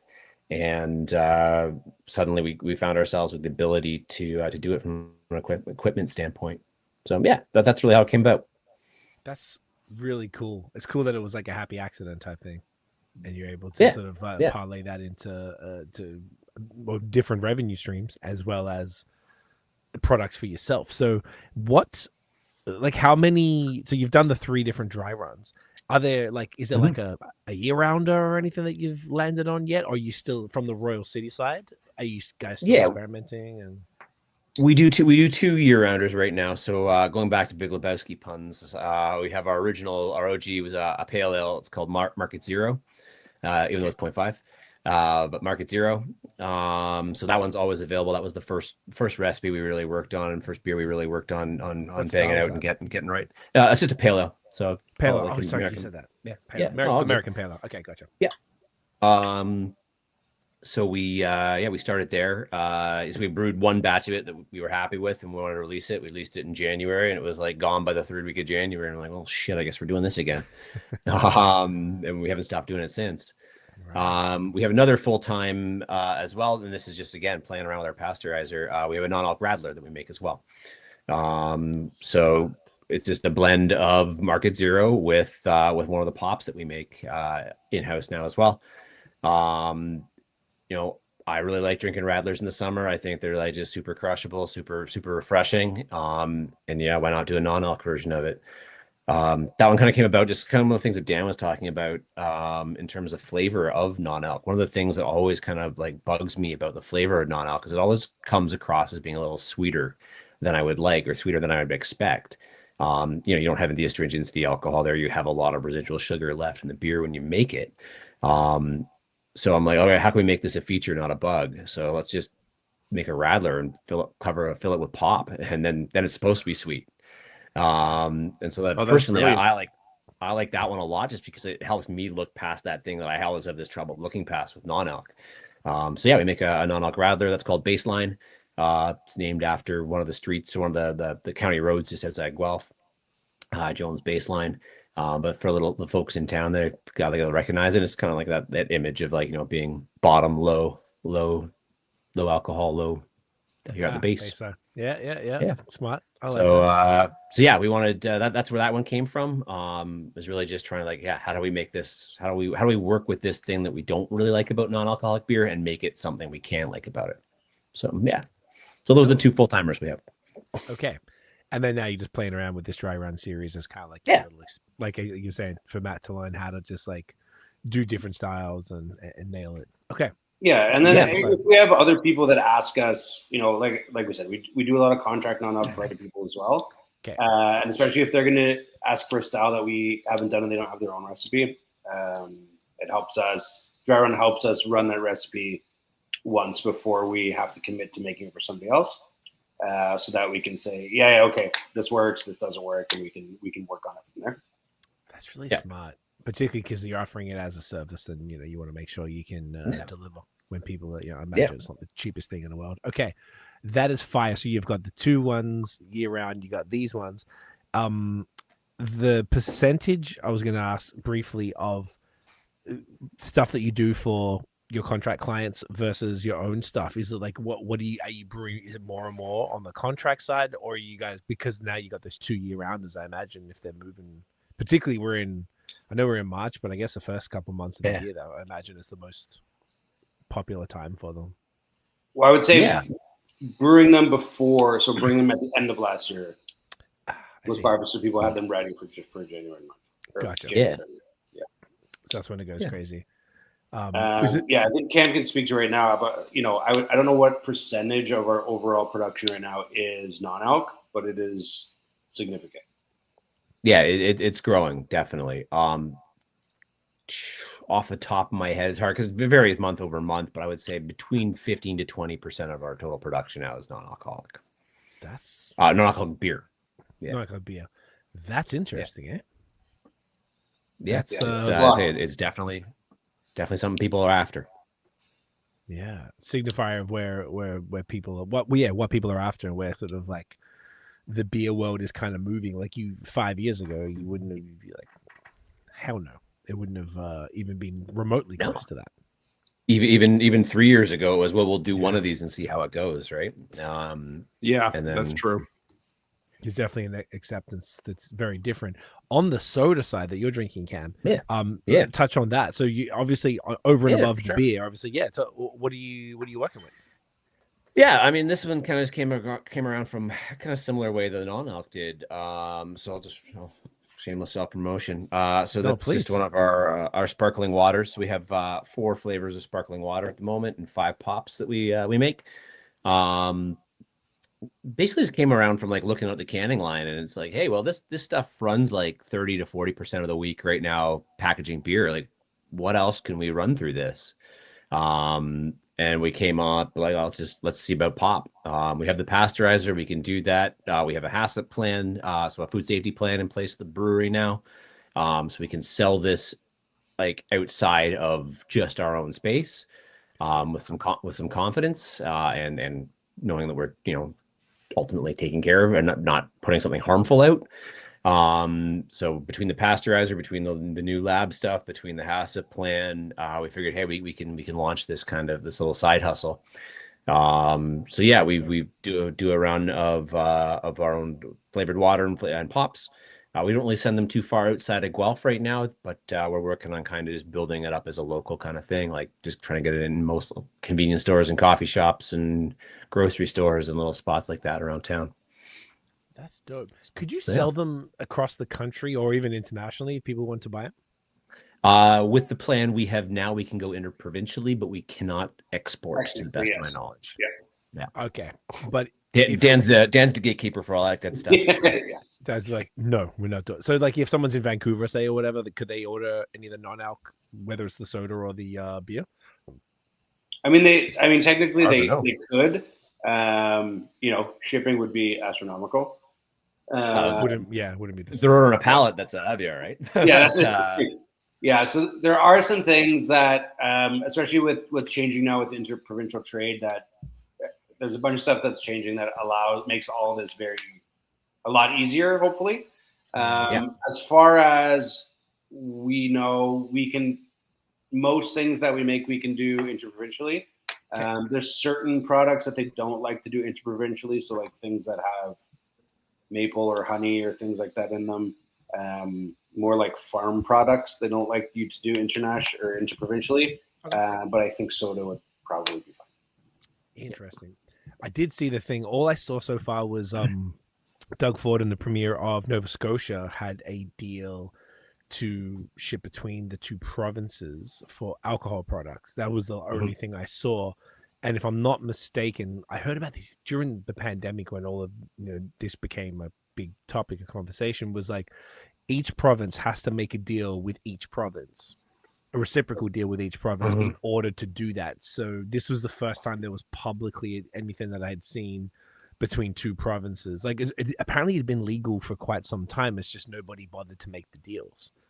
And maybe with that could be. I don't know all the ins and outs of it, but from what I understand, so the woman that we use as a food safety consultant, who's awesome, deals with this stuff on a much higher level than I do. And what she was saying is they're just making it a little. They're bringing down some of the barriers, some of the paperwork, some of the things that make it difficult to go, the certifications you need to go between provinces, as far as I understand, anyway. Okay. And so, it makes sense that you should be able to make something in Ontario and sell it in BC. You're in the same country. You should have the same rules, as far as I think, anyway. Sure. But up until now, it just hasn't been that way. Right. I thought it was something to do because I got an address in upstate New York, just over the border, to order stuff, and there's a bunch of New York breweries that'll ship there, and there's one out of state brewery that'll ship there. No one else will ship to it, and I think it's because they must be a pain in the ass to work with, because you guys can't sell to a customer in BC and charge them the Ontario tax. You have to charge them a BC tax because that's where the purchase is made, but you can't do that without that agreement with the provinces and some sort of like formal. That's my understanding of it all. So if they all do it, I feel like it's also different. So because we're talking about pop before, so yes. Pop is considered food in Canada. Beer is not considered food in Canada. Okay. So there's two different things. Non-alcoholic beer is food, but alcoholic beer is not food. Right. So then that's why you technically right now could sell without the agreement, sell your non-alc and your soda to somebody in another province, but the beer, we just have to have the deals. Correct. You got it. Gotcha. Yeah, it's odd and complicated, but it feels. You guys, before we get to the next beer, you guys like excited, anticipating it, or could care less? Any general? Well, it's great. I think it's a cool opportunity. I think there's a lot of hurdles in the way still that have to get worked out, but I think it's all that stuff is a really cool opportunity. And between even us making pop and water and stuff like that on its own is cool.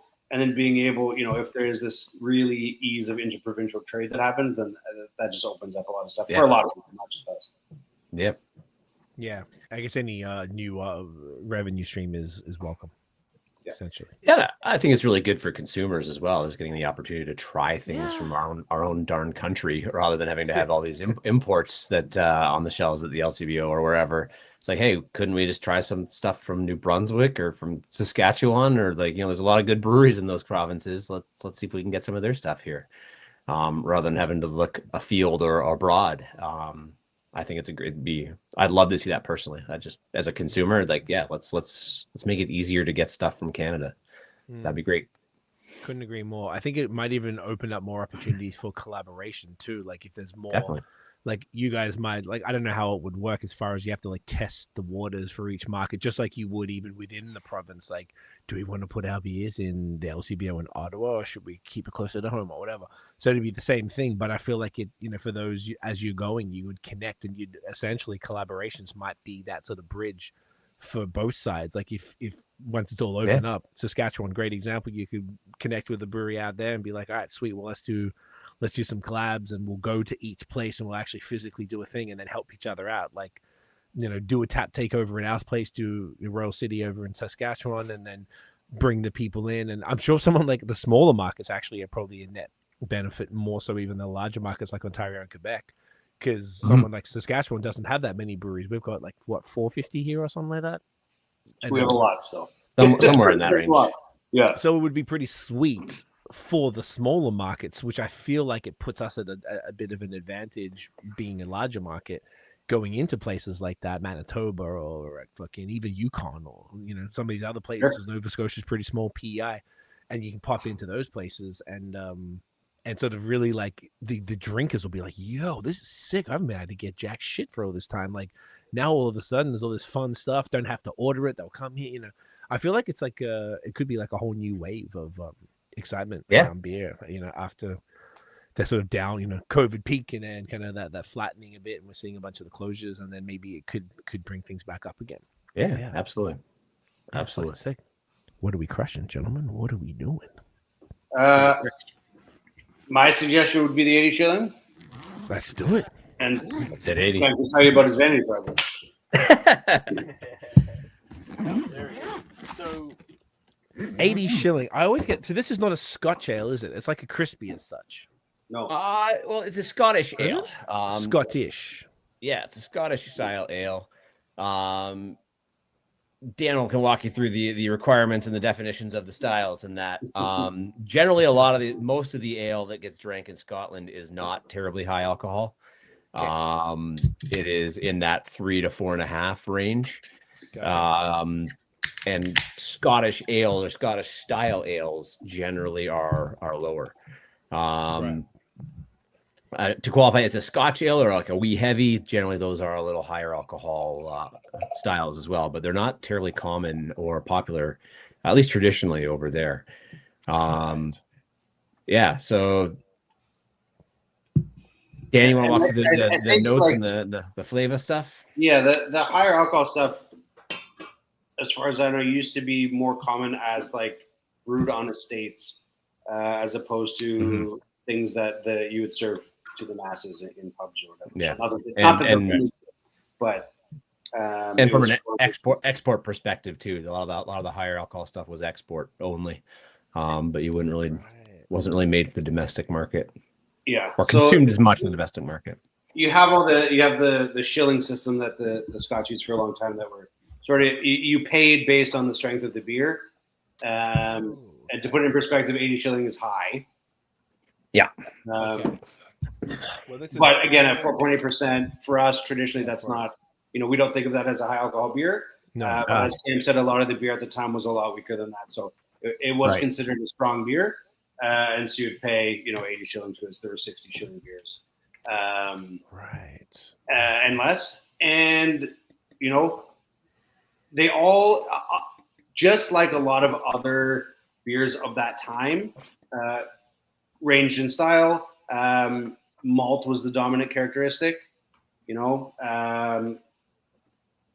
hops, and opening line. And, at this strength with this malt character, again, one of those beers that's just like really great with food. So kind of the perfect beer to have a nice meal in a pub with. Just nice, roasty, has some of that sort of not quite caramelly, but some sweetness to it, but balanced out by a nice amount of roast. Has some earthiness from the hops, but again, not overly complicated, easy drinking, a good beer you can sit there, have a meal with, have a few of them, talk to the table, and spend a good amount of time with people, because it's still, although it's strong for Scotland at the time, it's a lower alcohol. Yeah. Interesting. Yeah. What's the general style? So it's like a Scottish ale, but like what's the closest? Like it kind of looks like amber, brown ale, not brown. Yeah. So I would call it like a medium bodied brown ale would be kind of my definition, or where we classify it. Typically the Shillings kind of move light dark as you ascend the hierarchy of the Shillings system. It was based on the amount of malt that was used to make a hogshead of the beer, as best I understand it. So based on the volume or the weight of malt that went in there, it was taxed at, there was 80 shillings due on that hogshead of beer. Okay. Kind of thing. Okay. Or 60 shillings. They couldn't measure alcohol and stuff. Yeah. So they could weigh the malt. They could, but they didn't measure the percent. Right. They didn't have it. They didn't have an alcoholizer like we do. Yeah. They were poor. Yeah. Well, we're still poor. Yeah. Just not as poor. Not about this fancy equipment, but we don't need money. Yeah, who needs money? It sucks. I am pretty sure I can count on one hand the number of beers that I've had that have been like billed as an 80 shilling. Oh, and the only other one that I can specifically remember is one that BAOS did back when they were still doing kind of like a broader range of of styles, where they like a lot more regularly. And I'm probably going back like 12 years for when I would have last had that. So like this is a blast from the past for me. Yeah. It's kind of a tragic story, to be honest, the story of 80 Shilling. And this is what kind of along my vanity project lines here. There was one of the main breweries in Scotland was Caledonian Brewing. Okay. Based in Edinburgh.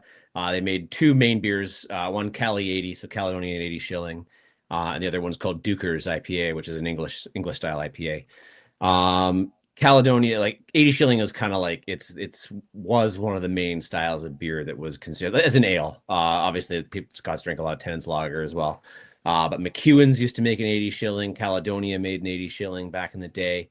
McEwen's went under a while back, like the late 90s. I want to say McEwen's was done.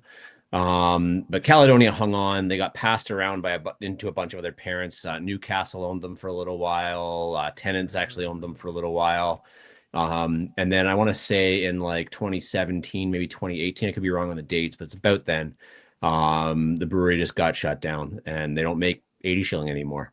There's still a few kind of smaller breweries in Scotland, like Belhaven, still makes an 80 Shilling. Broughton, another brewer down the borders, makes an 80 Shilling.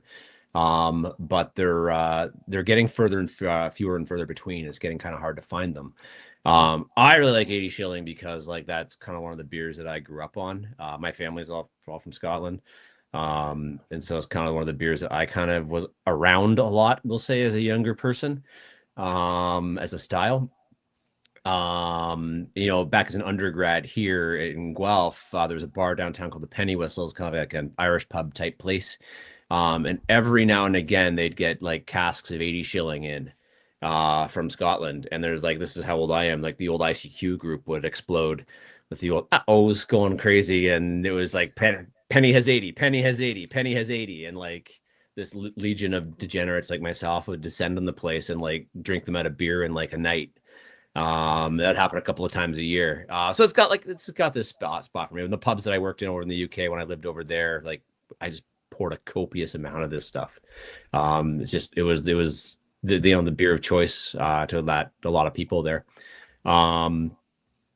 When I started, when I made the very first beer that I ever brewed, I was at Great Lakes Brewing when I was one of their delivery boys.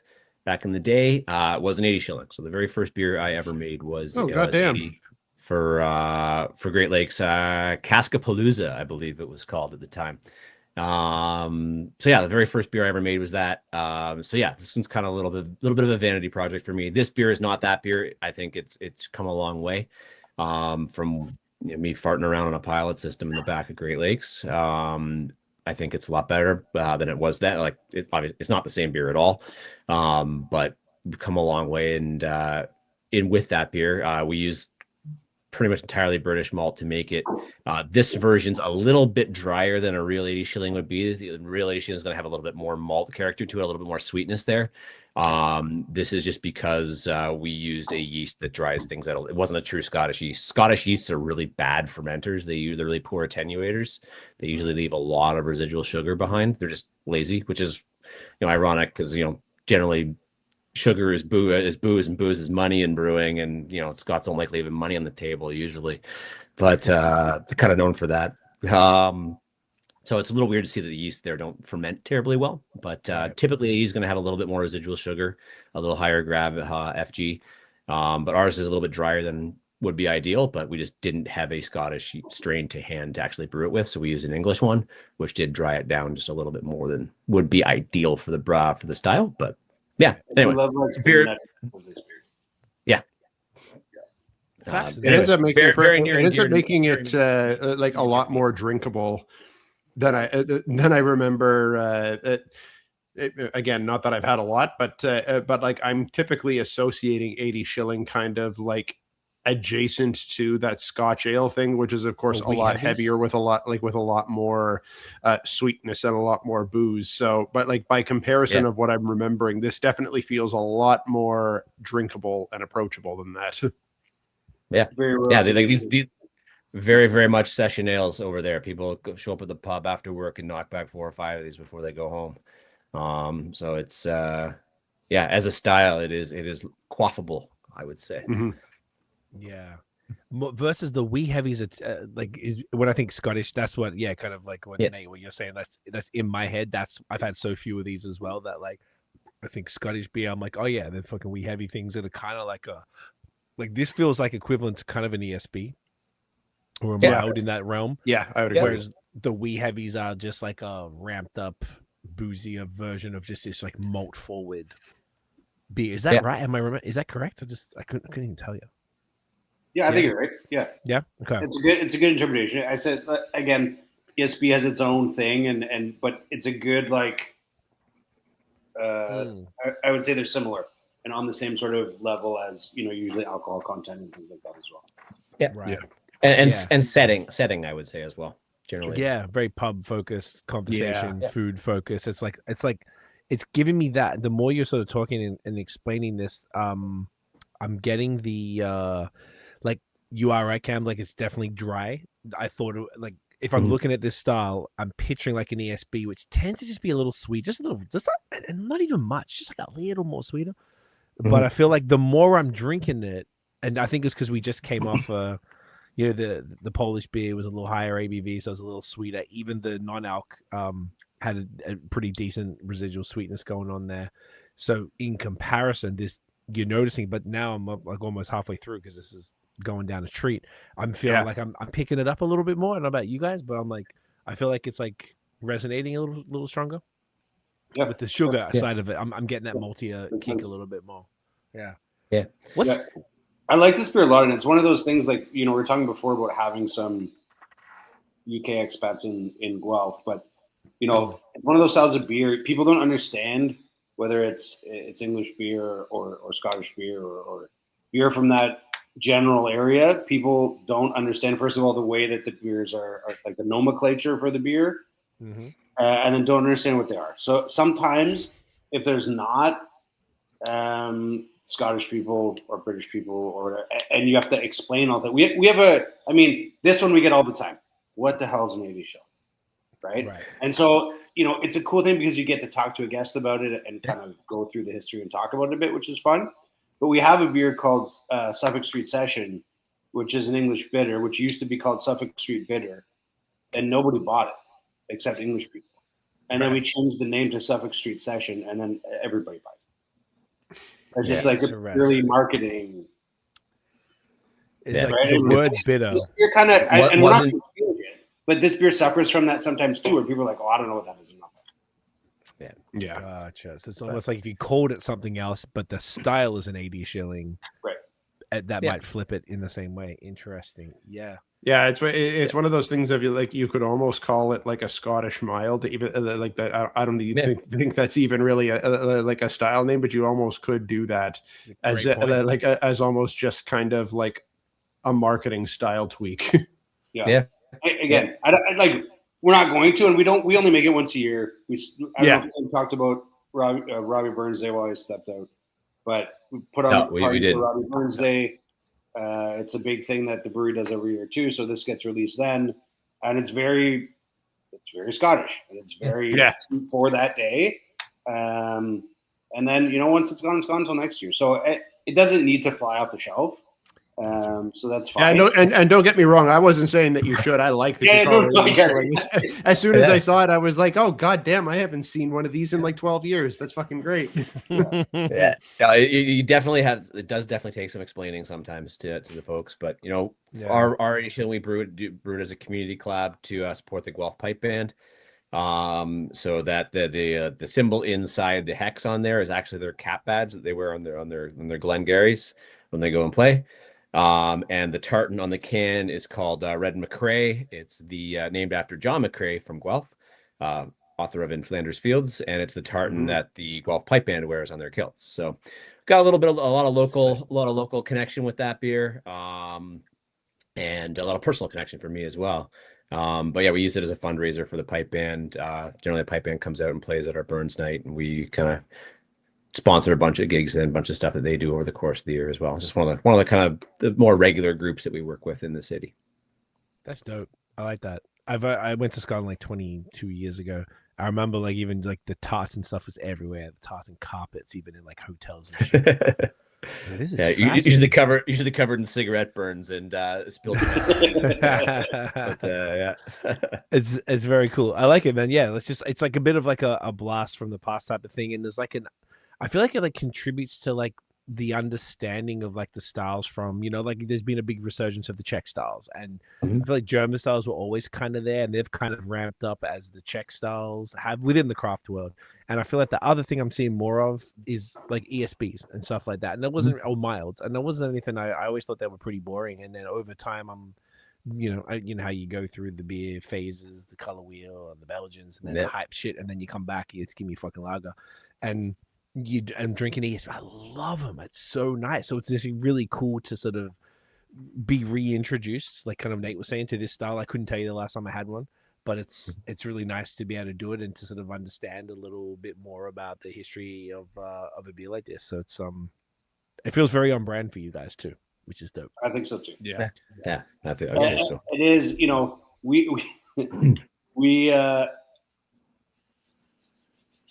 We do, I would say, sometimes lean into old obscure styles of beer to a fault sometimes, where we're just like, we have to do this. And again, it doesn't matter so much if beer styles like this, the people that like it, and it doesn't have to fly off the shelf. And that's okay. We do the same thing with some other styles or some weird things that we want to do sometimes too. But it does very much fit into, we do a lot of classic styles. It's not all we do. We do other stuff too. But there is, when you look at the shelf at Royal City, it is a lot of old world classic styles. The funny thing for me is that I've been doing a little bit more bartending than I have in years past at Royal City over the last little while.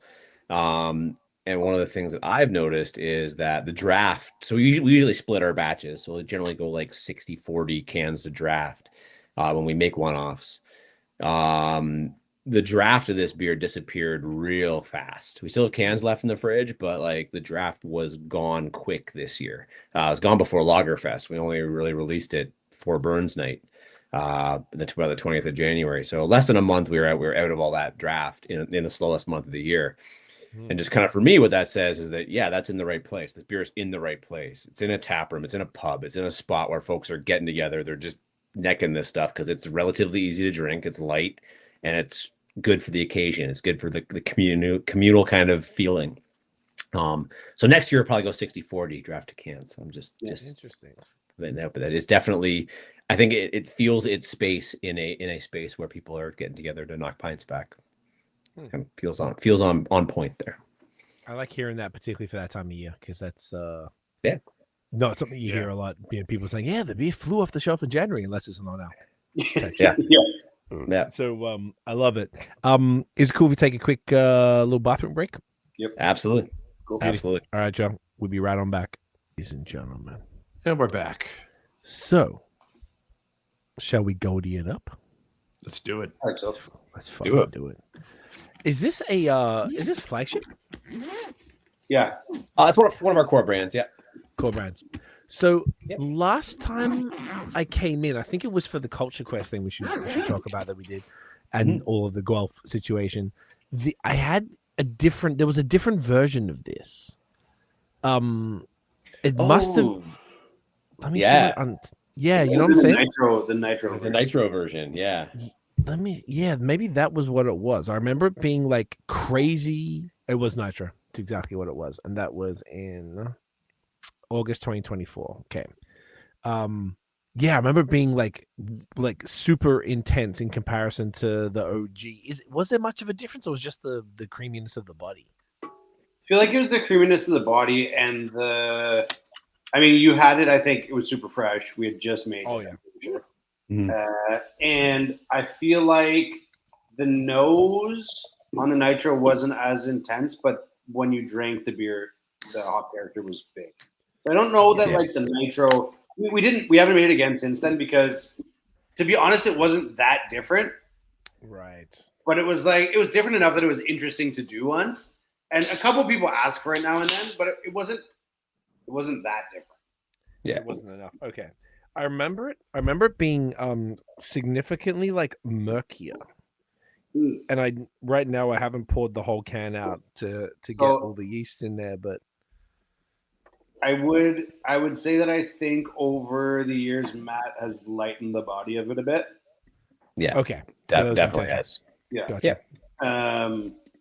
And so I think it, like, if you look at, I think we talked about it last time, but if you look at the can and it's sort of two-tone, most of the time those two-tone cans for us mean that it's a one-off beer and it's just like a one-off label that, we didn't make a whole new label for it, just an easy way for us to differentiate the one-off beers. This one has a two-tone label because for a long time we had our exhibition IPA, which is our session IPA, which is our flagship beer. Okay. And then our full-strength 7% big, hazy Riverside IPA. And this was like in the middle. And so the exhibition can is orange, the Riverside can is green. And we were just like, okay, this is the middle beer. And then all of our core IPAs are named after parks in Guelph. So exhibition is a park, there's Exhibition Park, Riverside Park, and then there's Goldie Mills Park as well. Amazing. Okay, that makes sense. Is Goldie named after anything specific, or is it just because the color? It's Goldie Mills. That's a person. It's a park. Sorry, it was a person. It was a family, but it's a park in Guelph. There's like an old mill ruin there now. So the Goldie family ran this mill back in the day, like 19th century, and now it's like this ruin on the river. There's like a big park around it. So okay, yeah, beautiful. I love it. With that, ladies and gentlemen, get that in your face hole. Cheers. Cheers. What are the hops in this one, by the way? Nelson is the main driver. Okay. But there's a bunch of other Antipode and stuff in there too. As far as I know, like I want to say Ella and Nelson are the two main ones, although Matt does tinker around with that a fair bit, trying to figure out where the flavor needs to land. Gotcha. But Nelson does most of the driving. I can taste that when you say it. Okay, beautiful. Yeah, super crushable. What is this? 5 even. Yeah. Yeah, I see what you mean. So between the session and the 7% banger. Yeah. Yeah, and that was kind of our thing. We had the 7%. We're like, yeah, we love this beer, but I don't always want to drink a 7% beer after work. Yeah. So let's make a 5% sort of hazy, easier drinking version. And I was going to say, how about that? We're 5 beers in, and we've not yet had anything over 6%. That's pretty rare for us. Yeah. This is a nice light evening. We kind of take it for granted, but it is true that we make a lot of low alcohol.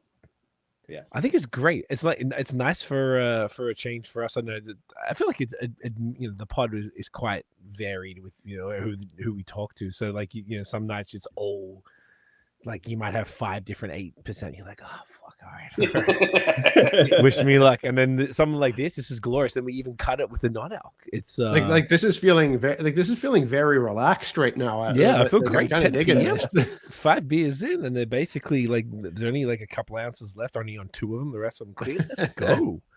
Doing fine. It's beautiful. Yeah, no, it is nice, and I see the value of it. There was one of the things I noticed again about Australia, just once again coming fresh off it, is that like XPAs everywhere. So this is reminding me of that, to the point where I was like, guys, can we try something else? It was like it was so prolific, and then lagers, which I had no qualms with.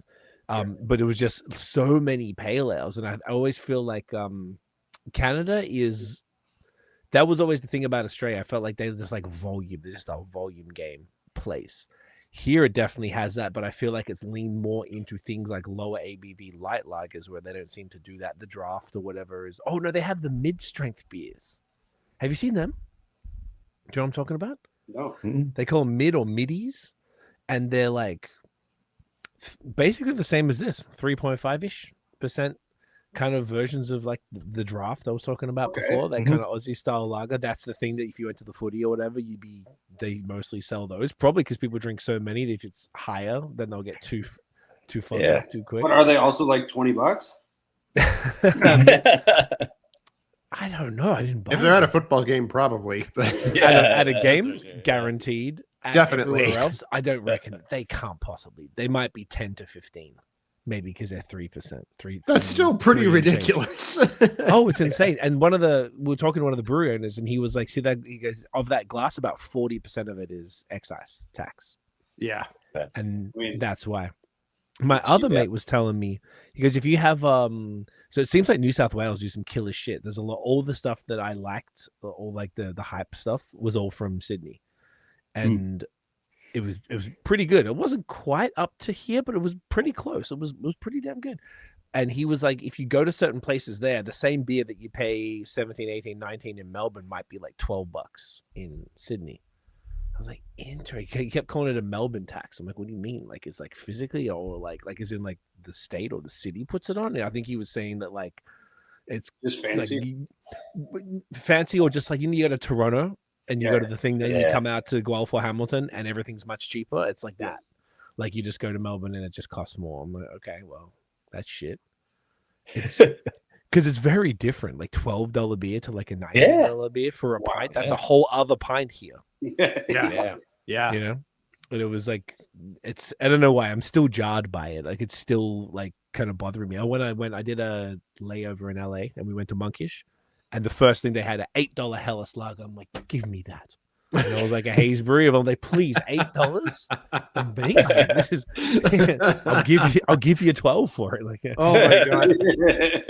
Like, folks in Ontario would be clutching their pearls at an $8 Hellas Lager. Yeah, I mean on draft, but still. No, even still. Yeah. Okay. No, maybe not on. That's draft. What I was thinking. Like on draft, that's fair. On draft, that's actually not that bad. Well, that's USD, but we've recently been talking a lot about beer prices on draft, and it does still range quite a bit, and you can still get an $8 beer at some places. But I've been to restaurants and here, paid $14 for a glass of beer, $15 for a glass of beer. What? Where you're like, oh, that's a lot, but it's becoming more and more common. Oh, so I'm shitting on Australia way too hard. Well, no, I mean, it's still not like I don't expect it, but when I see it, I'm not as shocked. Yeah. Wow, I never noticed. Yeah. I feel like unless like it's like a place where they've got well, maybe most people that have it on the menu.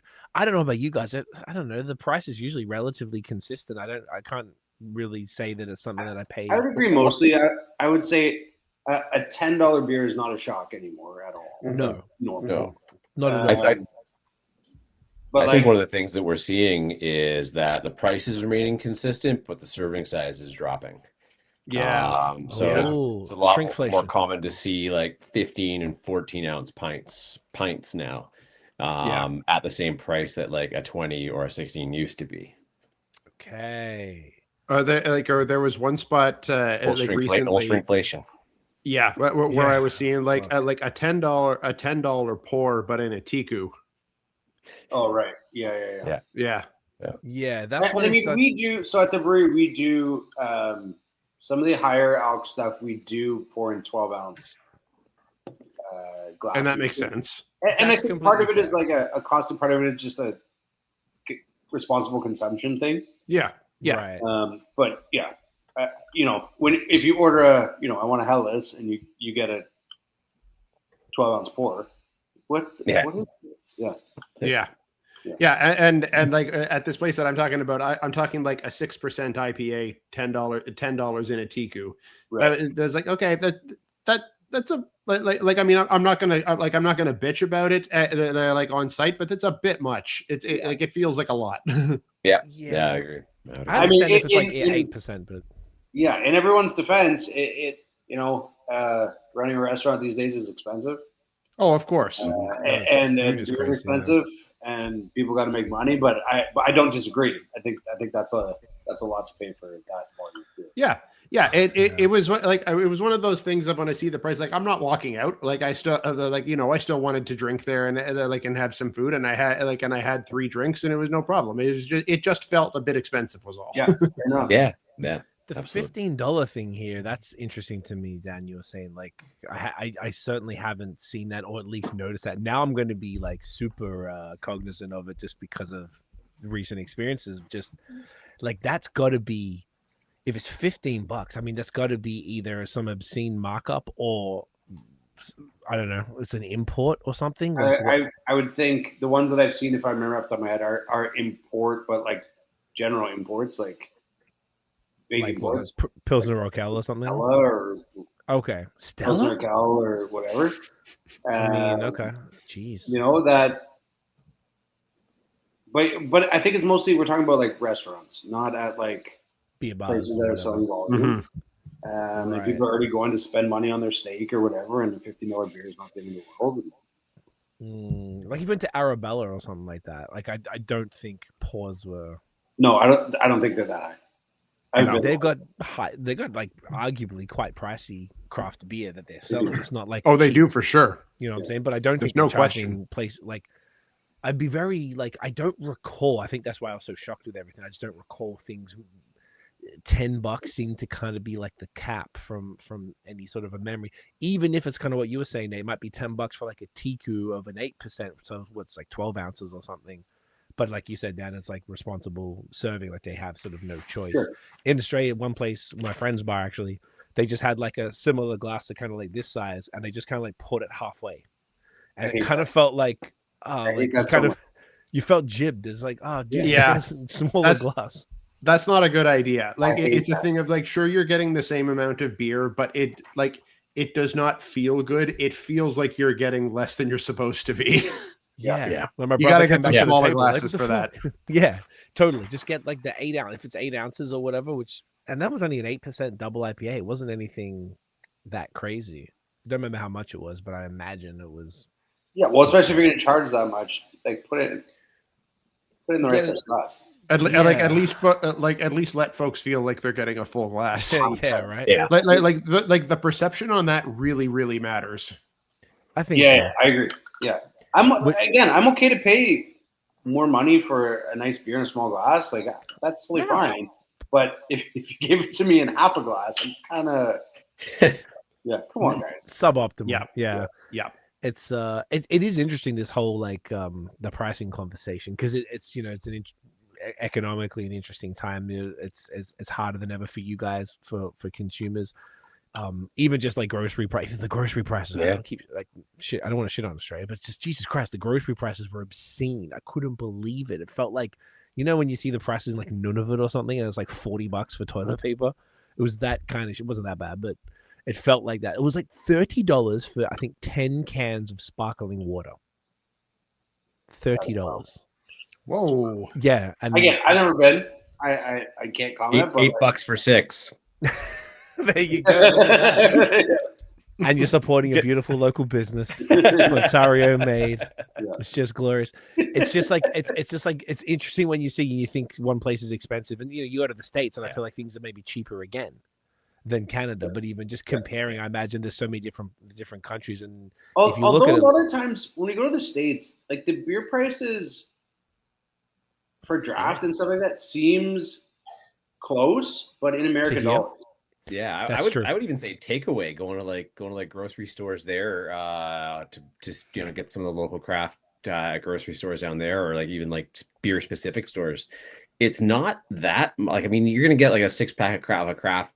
Like I'm just thinking like go to in Michigan, you get a 6-pack of Bell's for like it's $12, or maybe it's on sale for $9.99, but in like USD, so we're talking like 26. But no, like it's about the same price as here, honestly. Like it's not really that much. The difference is you do get sales and stuff there, right? Where yeah, absolutely, 100%. And you go to bars that have super crazy happy hours where you're getting like beer for $2 or whatever. But like, right, I feel like normal places you walk into, it's close to the same. And in US, you're like, okay, that's not cheaper. it starts to hurt. Yeah, on those number of years ago, a little anecdote for everyone. A very good friend of mine from the time I lived in the UK, actually, is from Delaware, which is kind of funny because who knows people from Delaware? But I do, and I've been there a bunch of times. We were at her local. This is back in like maybe 2012 or so. And there's no like state taxes in Delaware. It's like it's like the tax haven in the States. Anyway, we're at her local. We got there like 1:00 in the afternoon, and we just got into it. We were just fucking going. And a bunch of her friends came and went over the course of the night. And it was like 9:00 at night. Everyone's kind of like, all right, we're winding down a little bit. And she asks for the bill, and she gets the bill, and her eyes go like, oh my God. She puts it down on the table. And I'm like, all right, what am I expecting here? $500, $600, $700. We've been at this for 7 hours. There's been 8, 9 people at the table at times. Turned the bill over. It was $88. I was like, come on. Let's get it around. Here we go. Yeah. But like, Oh my God. That's the difference. For like, 4 hours of happy hour, like $1.50 pints, right? It's just like, Holy in her world, shit. that's like, holy Rush. crap. We just So broke was the bank she here. upset at the $88? No, she was surprised it was that high. She was like, "Oh my God, we're spending so much money!" And like, my wife and I are coming out. Like, this is when I was like, this must have been earlier than 2012. This is when I was still at Great Lakes, and I'm just like, "Holy shit!" Like, that bill in Toronto is like $800. Like, Yeah. That bill Like, in Australia. here we go. Keep going. Like that $88. $3,000. That could have been like dinner and 3 or 4 drinks for one person. Yeah, absolutely. Basically. I was just like, holy shit, Jesus. that's fantastic. Those were the days, eh? Yeah, Let's like keep that. going. To be fair, yeah, it's not even like that in the state. We were actually saying that the other day. It used to be so cheap. Tiff was like, growing up in Ontario, like Buffalo being around the corner, it was the thing you go to shop at the what's that mall? What's the big Galleria. Walden Galleria. Yeah. And you go there and everything was so much because like the prices, like kind of what you were saying, Dan, like it's $8 in Canadian dollars, but now it's $8 US for the same pint of lager or whatever. Now you go there, the malls were so cheap, and now the malls aren't. Like the price is basically the same, and then you just got to add 30%, so you're really not getting any sort of a deal. And there were times where the dollar was a lot closer than that, so it was different times. So it's definitely rough. I just checked my receipt from Monkish because that's like Hype Haze, which you would think would be expensive. What I got, everything was $21.50 for 4 packs. One of them was 8%, one was 7%, one was 8.5%. That's decent. So $21.50. Yeah, that seems very decent. And what's that? Like that's like $5.25 ish a beer, a little more, $5.30 a beer or something like that. Yeah. When you consider that style of beer, like that seems reasonable. Like when you consider that you could a little bit of tax. Sorry, that's pre-tax. Like $28 for a 4-pack of Mesarem. Like that actually seems like pretty on par. Yeah, and even with the currency exchange, it was actually that's quite. What I mean. I didn't even look at it at all. It's that's what I mean. Yeah, it's I like to see that from like I just thought that was more of an extreme example from what should be a more expensive beer based on the style and the amount of hops that go into those things. So it's sometimes I guess it works out good, sometimes not so much. But it is an interesting conversation about price and everything. That I mean, and that's something we always try to think about. We talk about price all the time, and it is one of the obviously you want to make money. We're a business, of course, but also we want people to be able to afford to drink our beer. Yeah. It is we want our beer in people's houses. We don't I always think of beer as like an everyday or an affordable luxury. It doesn't have to be an everyday, but an affordable luxury. It doesn't have to be a thing that's like you have to save it for a special occasion. And not that you can't also have that, but like it makes sense that this is a thing that people can afford and enjoy. Yep. Yeah, you want to make sure that it isn't affordable luxury is a really cool word for it. Particularly, you don't want people, with the price of groceries here, which once again, in comparison to somewhere else now like that, it's a little bonkers. It's nowhere near as bad here from what I just saw, but you don't want people to feel like things are so tight that you skip past the beer aisle if you're in grocery, or skip past your local brewery. You're like, you know what, this week I don't know if I could do that 4-pack. Yeah, like right. You can get a sixer of Royal Light for $14, which is just like, what did you say per can that worked out to be? I think Nate, you did the math. It was $2. It was less than $2.50 a can. Less than $2.50. I mean, like, that is obscenely good value. Absolutely obscenely good value. It's I don't know. I think that's really cool in this day and age that you guys are able to do that for that price. I know people it just is like we want. We'd like people to, if they can, at the end of the day. I got home. It was a hard day. It was a great day. It's just a day. I can open a can of beer and again, an affordable luxury, as opposed to, I just paid $20 for this can of beer and I have to save it now for a special occasion. Yeah. People were saying to me, like, dude, like, that's a bottle of wine. I'm like, yeah, you're right. Yeah. Like a half decent bottle of wine for a smoothie sour. It's a little, because people kept saying like, oh, bring some back for me. I'm like, I'm not bringing shit back. Not even myself, Doug. Yeah. I'm enjoying it while I'm here. That's fucking it, man. Like, I'm like, it's fine. Everything was great, but I'm like, it's okay. It's not that serious. And like, I'm not bringing back a mortgage payment's worth of beer here.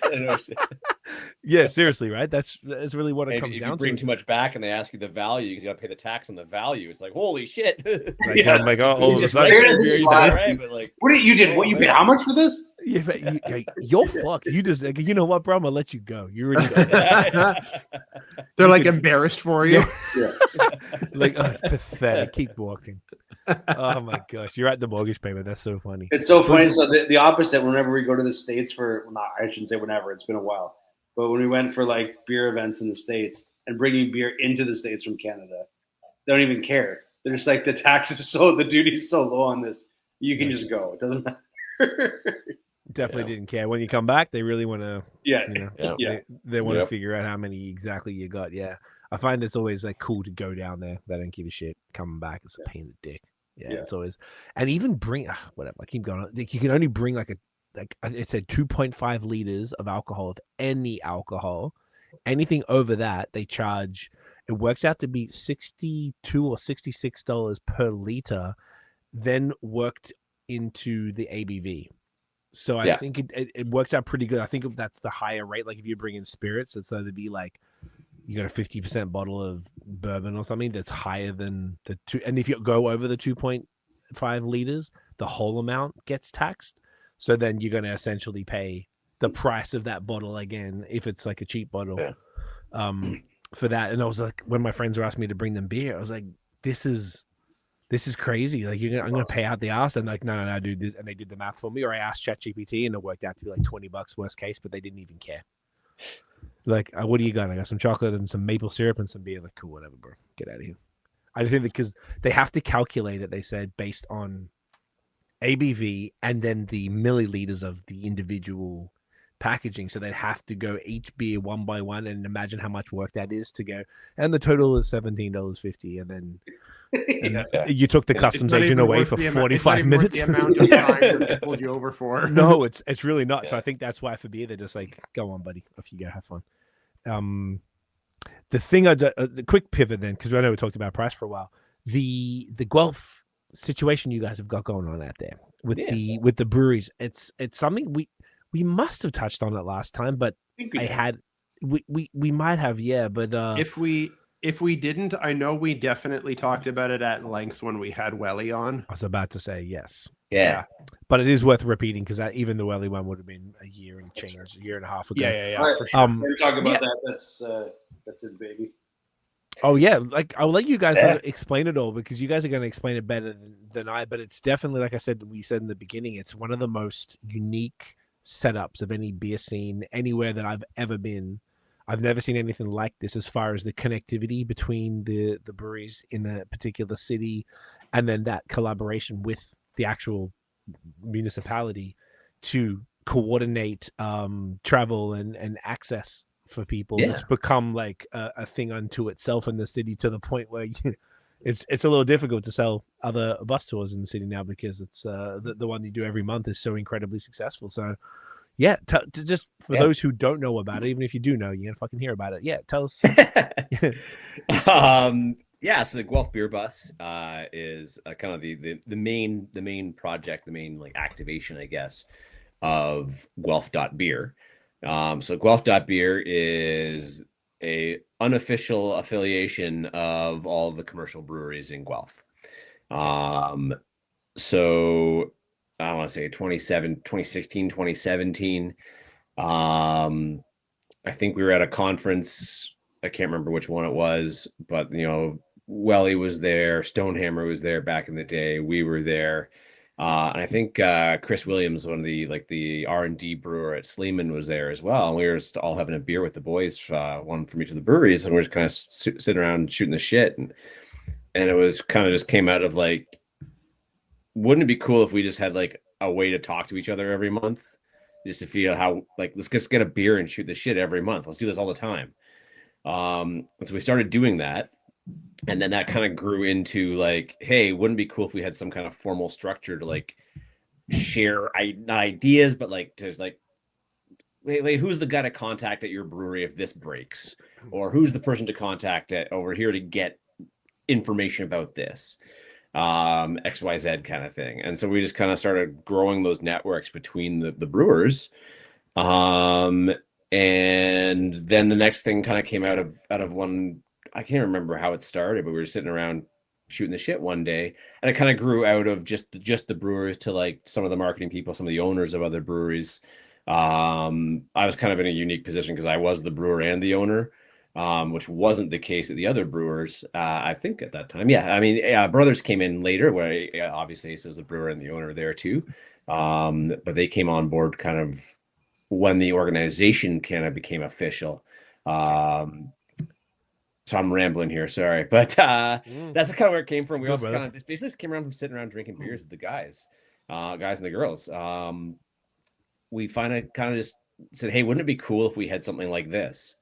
And like this was like, it wouldn't be cool if there was just a way to get to all the breweries in town. Wouldn't that be kind of a fun thing to do? And then we're like, okay, well, what would that actually look like? And then that's kind of where this organization kind of was born. We made things a little bit more official. We have a logo and a brand and a website and all that kind of stuff now. But it really was born out of that, like, hey, wouldn't this be kind of cool sitting around having a few beers?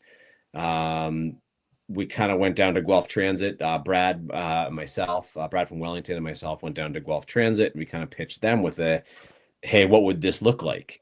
And they're like, you charter the buses, you do whatever the hell you want.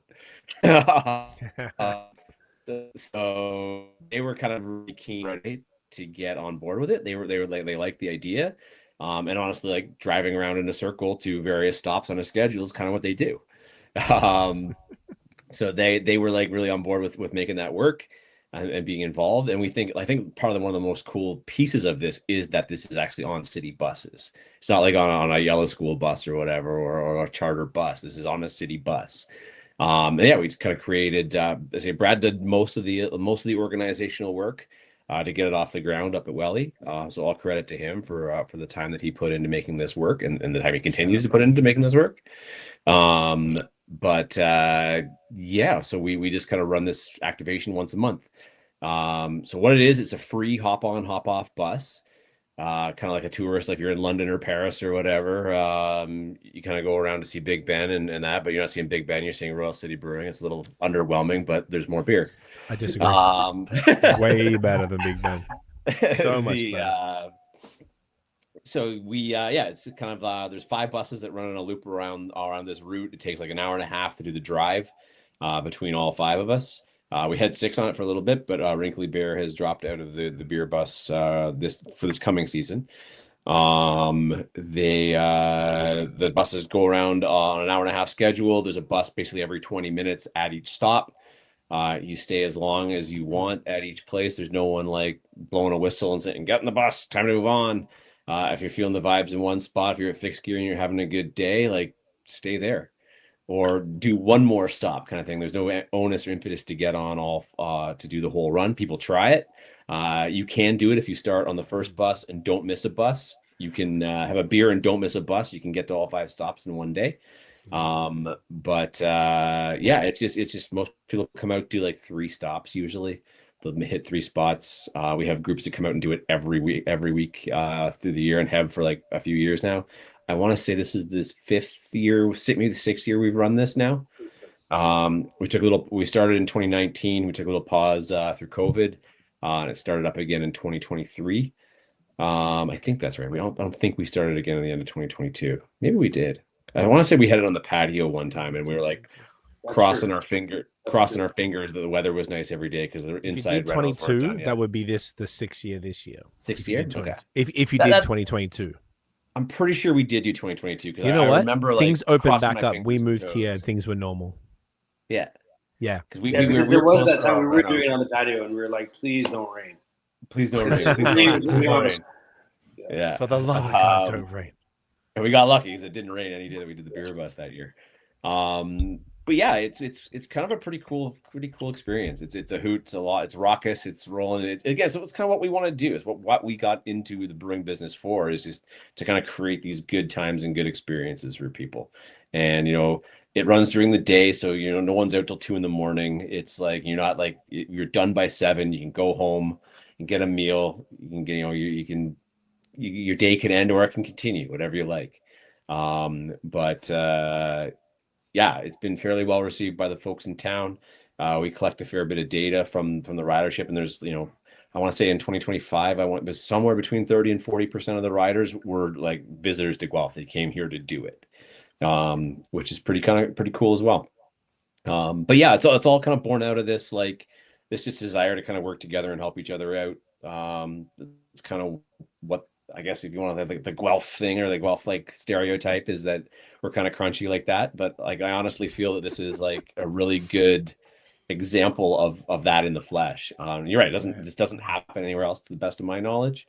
Actually, Brad tells a funny story that there was a bus company in Australia, like a municipal bus service for some city, small city in Australia, that had called up to do an interview with him about this, because this is a cool way to use transit.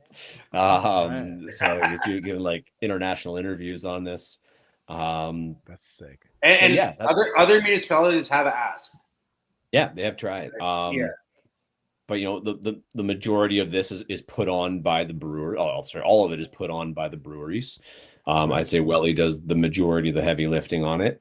But it's brewery run, it's brewery funded, which I think for a lot of folks is the missing piece there. That the city's on board, the city wants to be a part of it, but ultimately we take care of it. And I think that's what makes it well, because we all work well together. We're all happy to share the costs of putting this on.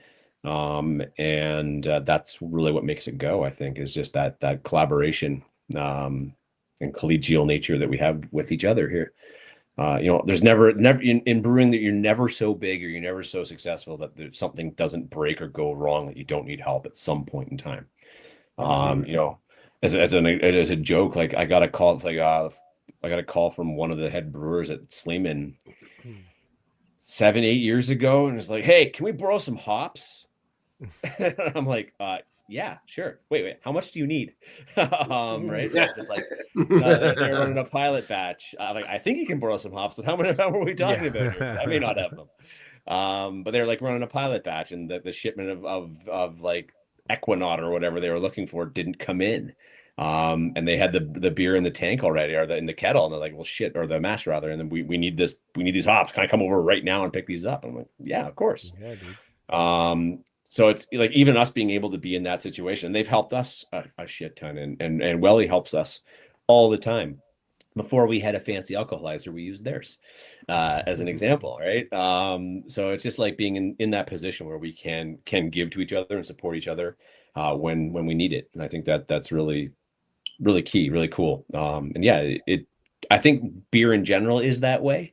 Most people are really willing and eager and keen to help each other when asked. But I think it's particularly poignant in Guelph. Couldn't agree more. Well said, bro.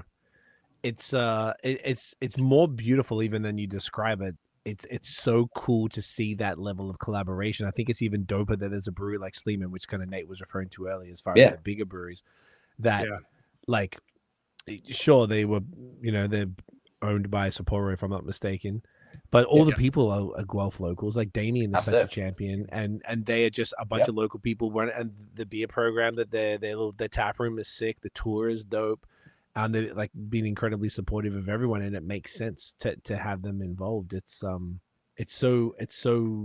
unusually awesome. I would go even further. I would say like it's unheard of, I think. In most municipalities that you would hear a story like that of one of the significantly larger breweries that, who would even be willing to talk to the small local breweries and have kind of that supportive relationship. You never hear stories like that ever. No. Yeah, and I think it's very much, when we first started Guelph.beer, they were people were saying, well, why Sleeman part of it? I'm like, well, because they're a Guelph brewery, and that's the point here. We're not talking about major, minor, macro, craft, whatever. We're talking about beer in Guelph, and you can't tell that story without talking with that company and those group of people, because they've been at it that long and they've achieved that level of success at it.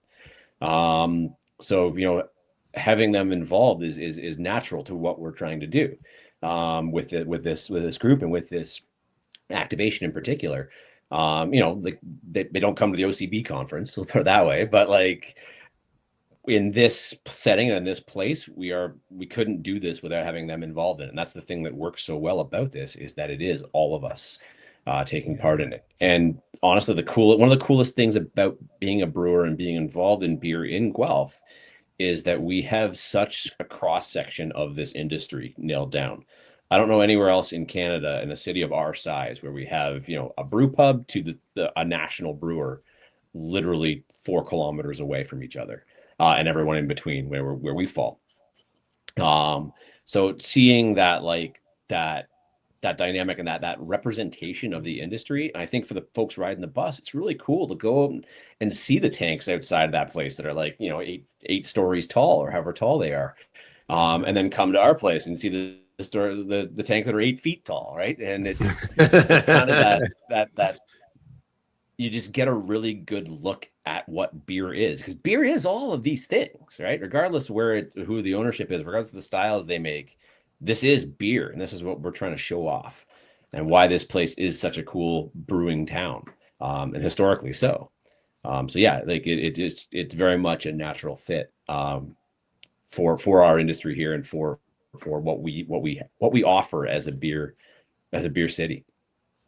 Man, that's so well said, and I think that's such a good point that to say you can't really tell the story of beer in Guelph without talking about that as well. So just kind of the willingness to tell that whole picture, and for all of that to come together with everyone willing to be part of the same thing is just it's really cool and really rare.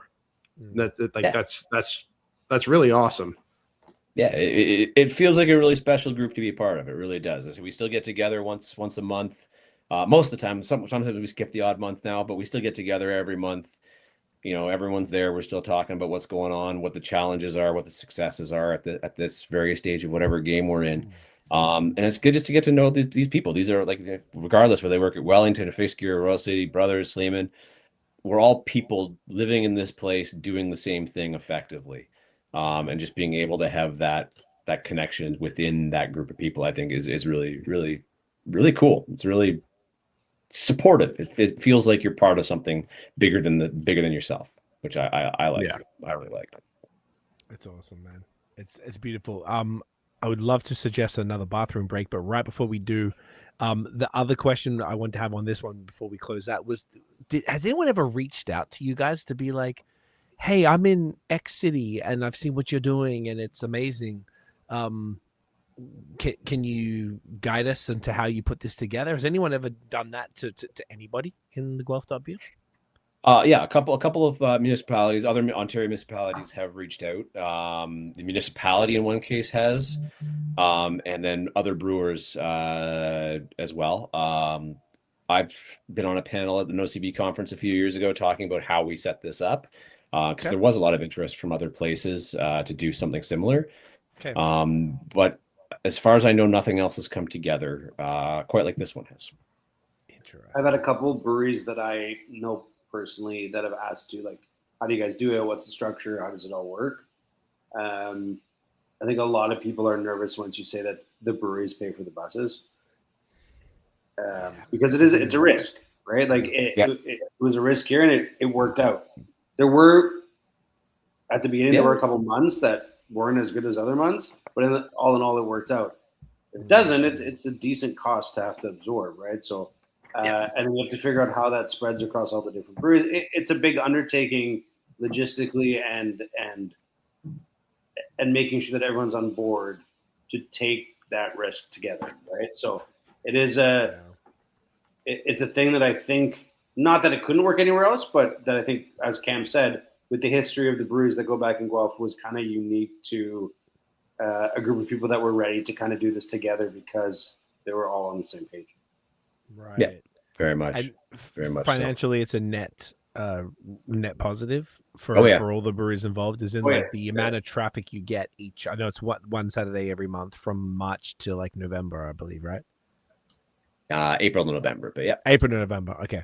So then that's what, like only like 9 months of the year. So the amount of the expenditure for each brewery, the patronage is kind of bonkers from what I understand. They're among the busiest days that we have on beer bus days around our way, and from talking to the others about it as well, it is the same story. We don't see quite the same taproom traffic that we would, or beer hall traffic in our case, taproom traffic in some of the other cases. We don't see quite the same traffic other days, on regular days. They're good days around our way. It's a great, and I know the other guys feel that too. So right, okay, so it does work out, but it is a like you said, Dan, a financial risk there for other places, and you've got to kind of like work for that awareness. Like I know when after this, I spoke with a brewery here in Hamilton. They saw Culture Quest and they wanted to do a similar thing or do a version of it here. It didn't eventuate. The person I was talking to left the company, but I was sort of like, it could work in Hamilton because there's like 9 breweries here and stuff. But because there's more to share it between, I would imagine that it's a bit more of a wider spread based on where everybody is, and I don't know how they'd be able to get them all on the same page. Like even having you guys of 6 down to 5, but getting 9 breweries on one page to all split it. I don't know. I kind of feel like it. I see the challenges with it, even though on paper it's like, look at this perfect example of how it can work. But even though, like, with 9 stops to it, it just adds an extra element to the logistics and how long does that route take to go. Hamilton, bigger geography. Other cities are bigger geography. Those distances between the stops might be longer. We just kind of fell into this nice spot where this just works because the scale of our city isn't such that it makes that bus ride 3 hours long or 3.5 hours long. Most of our breweries, Brothers are obviously downtown, but most of the breweries are kind of on the periphery. So there's like straighter shots. They're not fighting as much traffic trying to get around to get to the spots. It just works. Yeah. In our setting. It's almost like it's a place like Hamilton or a little bit like where they're spread out a bit more. You'd almost have to have these four and then these four would have a bus or something like that. A couple of routes, yeah. Yeah, a couple of different routes. But okay, I love it. Quick bathroom break again. We broke the seal and we'll be back for that last beer. Cool. Super. And we are back. And we're back again. All right. That was awesome. Thank you guys for that explanation there. I thought it, once again, like we might have covered it a couple of times on the pod here, but I think it's valuable to bring it back up again because of how unique it is, what you guys are doing, and maybe it's replicable, maybe it's a little tough, but at the very least, I feel like it's worth putting back out there for those who maybe are just seeing it now for the first time. I would imagine the audience has changed for the last couple of years, might not have seen the first episode or the one with Welly where we talked about it. So to have you guys sort of reiterate that, if I feel it's like also coming up. It's also coming up next month, so it's a good time. It's a good time to bring it back up. April 18th, first run of the year. That was about to say April 18th on Saturday, April 18th from noon to 7. Noon to 7, yes, indeed. And you can start from anywhere, or is it anywhere in the city, anywhere on the route? You can anywhere you can get dropped off, or anywhere you can have a DD park. Emphasis on the DD because you will need one if you're riding the bus. They can park at any of the breweries. You can hop on at any brewery. You can end at any brewery. Wherever you want to start, wherever's most convenient. That's where the route starts. I love it. And you don't have to be there at 12. You can start at any time. Yeah, you can start. You can come at. You can show up at 3:00 and start at 3:00 if you want. Whenever. And sorry, the bus comes every. I can't remember now because it's changed a couple of times. 35. It's every half hour until 2:30 or 2:40, and then it's 3, and then it changes to 20 minutes at 3:00. So. Oh shit! They go even harder. Yeah. All right. Well, and just to be clear, it's not one bus. There's multiple buses, so that's what I thought. Yeah, five buses in the route usually. That's what I thought. One per brewery if you can go to any place and just keep moving around. Okay. I don't know if you can speak to it very, very briefly. Wrinkly Bear Pool, because I thought I saw something that they closed down, but I guess that was not accurate. The most recent chat we had with them is that they were closing down their tap room. That they were going to keep operating, but they just weren't going to have the tap room open to the public anymore, which is why they dropped out of the beer bus. They wouldn't have space to host. Understood. Gotcha. That makes complete sense. Okay, cool. Yeah, I was like, because I know there's been so many closures. I feel like I see something from somewhere every other day, and it's such a rough time. Yeah, it's tough out there right now. That is for sure. And I don't know anybody that I talk to in the industry right now that is that's happy with where things are or happy with where their business is right now. But it's a tough time. But tough times make tough people, and we'll get through as an industry, and we'll do good. We'll come out stronger. Well said, brother. Well said. With that, let's get into this bad boy. And this was one that we did the last time. So this is the latest version, which is perfect. Yeah. The Longest Night Winter Warmer strong ale at 8%. Speaking of, we're like, man, it's been such like a light evening. got there in the end. Now we got to bring it home with a heavy hitter. What else?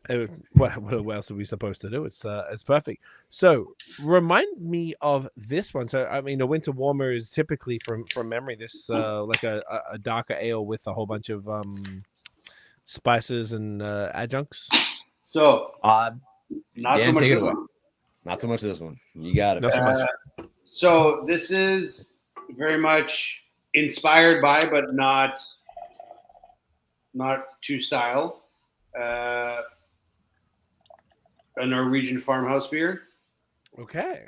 So Matt's our brewer, years ago went to a talk put on by Escarpment Labs, and they brought over a beer writer from Scandinavia who was talking about Kvike, and it was when Kvike yeast first became like super popular in the craft beer world here.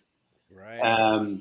And Matt and I went to this talk, and both of us were very enamored with the romance of all of this and read this guy's blog, and he talks about visiting all these different places in Norway and other places in Scandinavia too, but primarily in Norway, talking about meeting,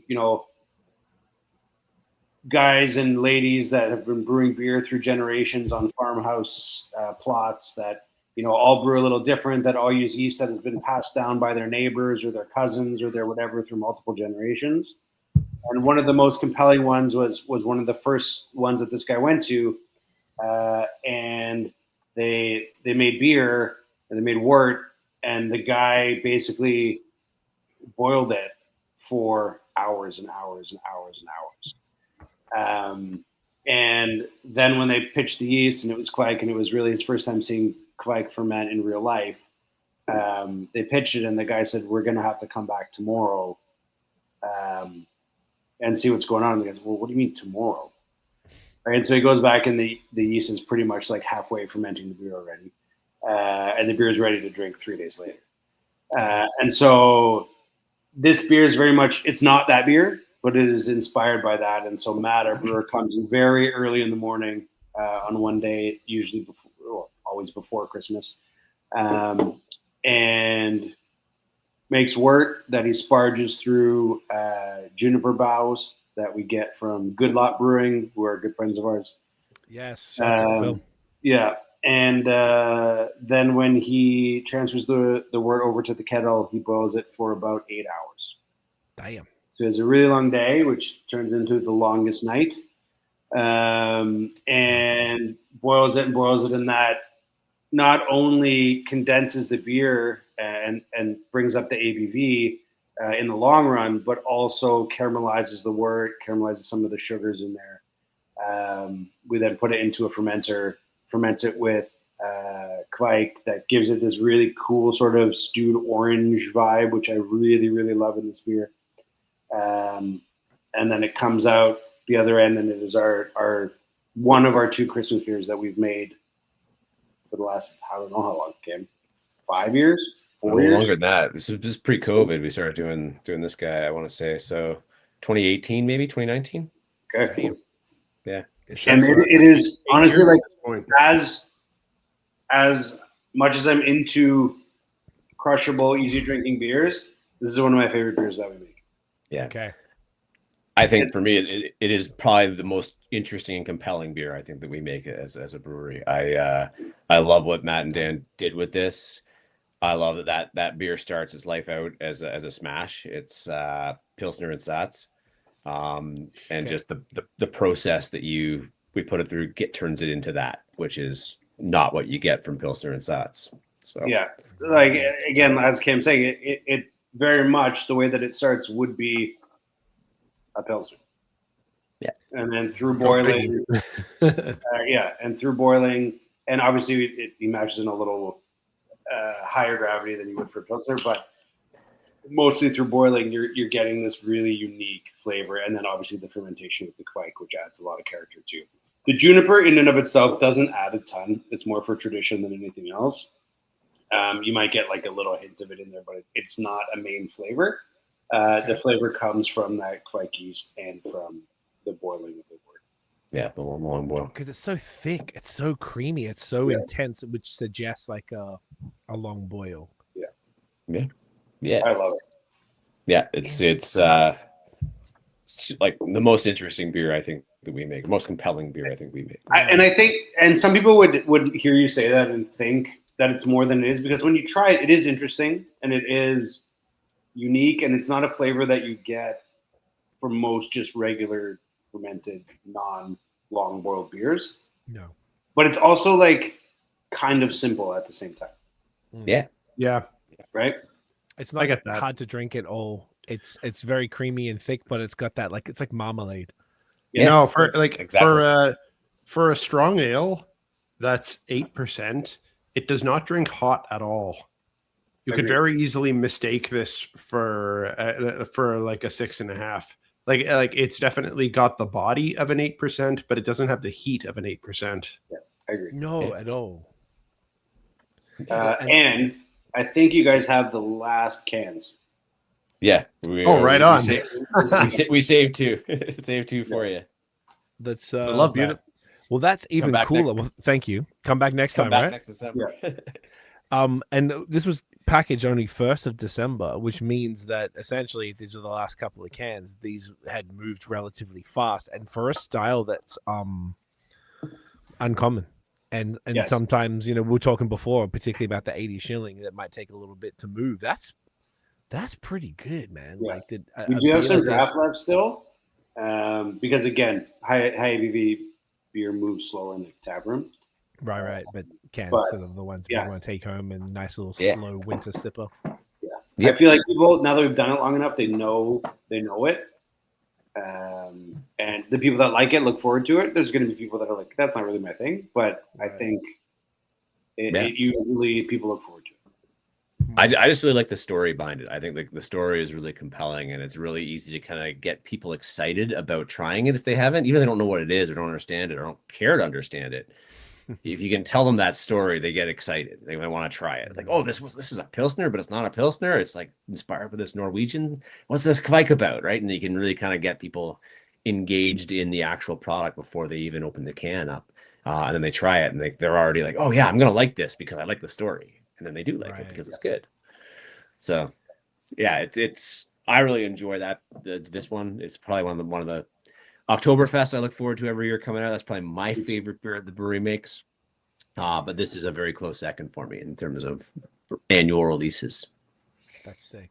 I just like that a more unusual or uncommon style is able to really move through. It's not like you're sitting on this for 6 months or anything like that. Like it's moving quick, and that means that people are also resonating with the style, which is super cool. Just to confirm, so it's got juniper.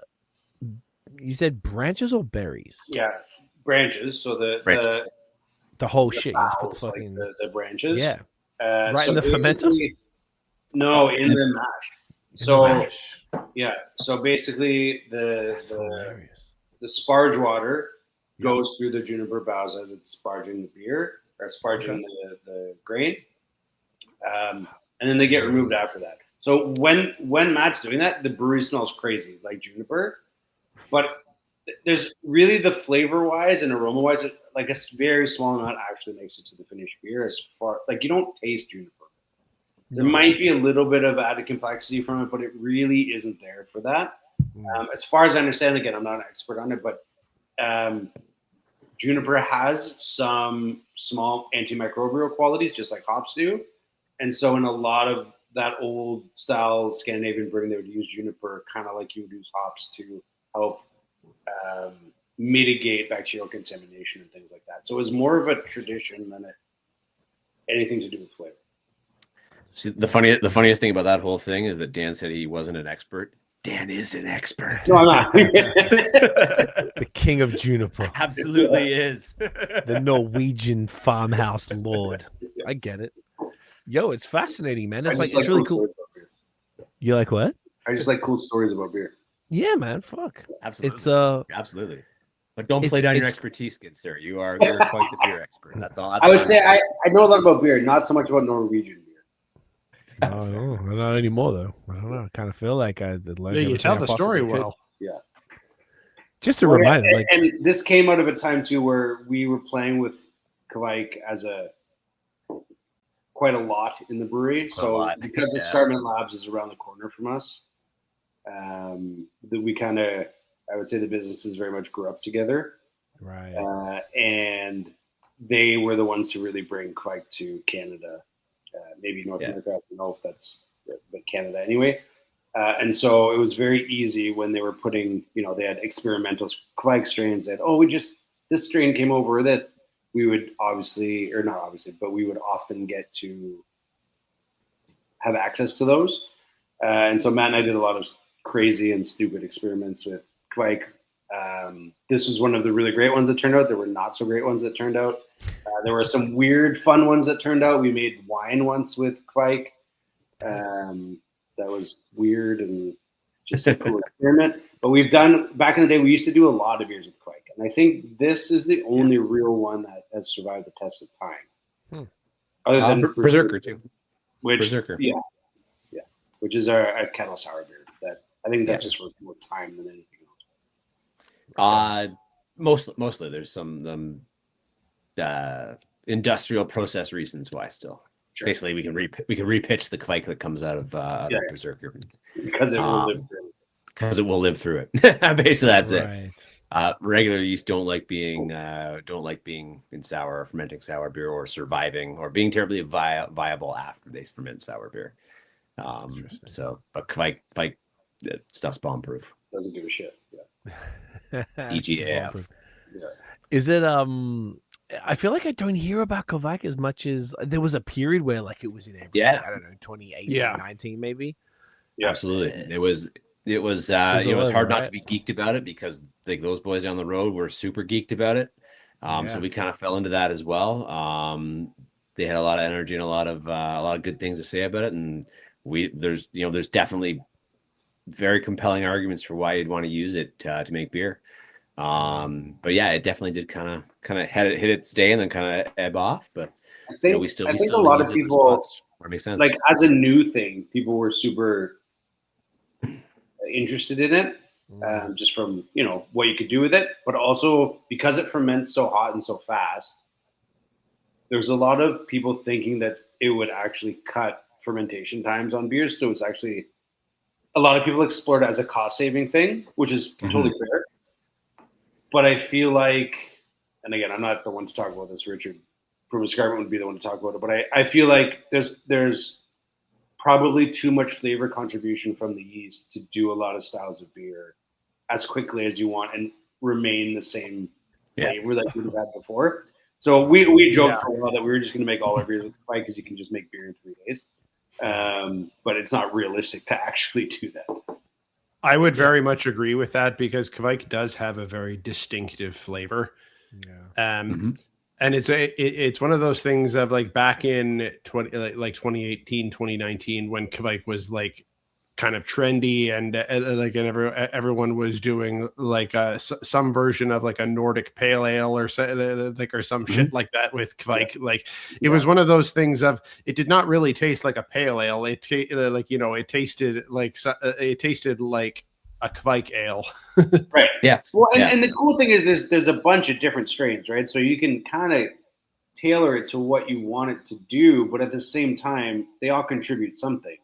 So, I mean, again, getting nerdy about it, but I think you can use Kvike to ferment like UK style beers because you have that orangey note in a lot of UK style yeast. You have it in some of the Kvikes too. You could probably get away with that, but there's not a lot of other styles. There were hazy IPAs that I thought ended up tasting pretty good with Kvike in them, but it was different. It wasn't as clean and hop forward as you wanted it to be with, just straight Vermont or whatever people were using. So it was a cool time, and we did lots of experiments with it, and there were lots of cool beers that came out of it. But I think where we ended up, when most people ended up, was just like, we can do beers with this, but it's not going to replace regular breweries. Yeah. I think again, just like what are we putting in the glass, and when that calls for Kvike or when Kvike complements that, then that's when we use it. And that's the beers that we still make that use it. This being the biggest example. Yeah. Well, and last time when we were on the podcast, we had Mountain King, which is a dark beer that we do with Kvike, which is not traditional, but I think lends itself very well to certain styles of Kvike. And we use Hornindal for that, which has this like cheap, what do you call it? Like those cheap little square caramel. It has like that sort of flavor to it, which I mean that in like the best possible way because it tastes really great with darker beers. But last time we were on, we did that beer, which I like as well for a Kvike beer. And then we recently remade that beer, which we weren't able to send for the pod because we didn't give it in time.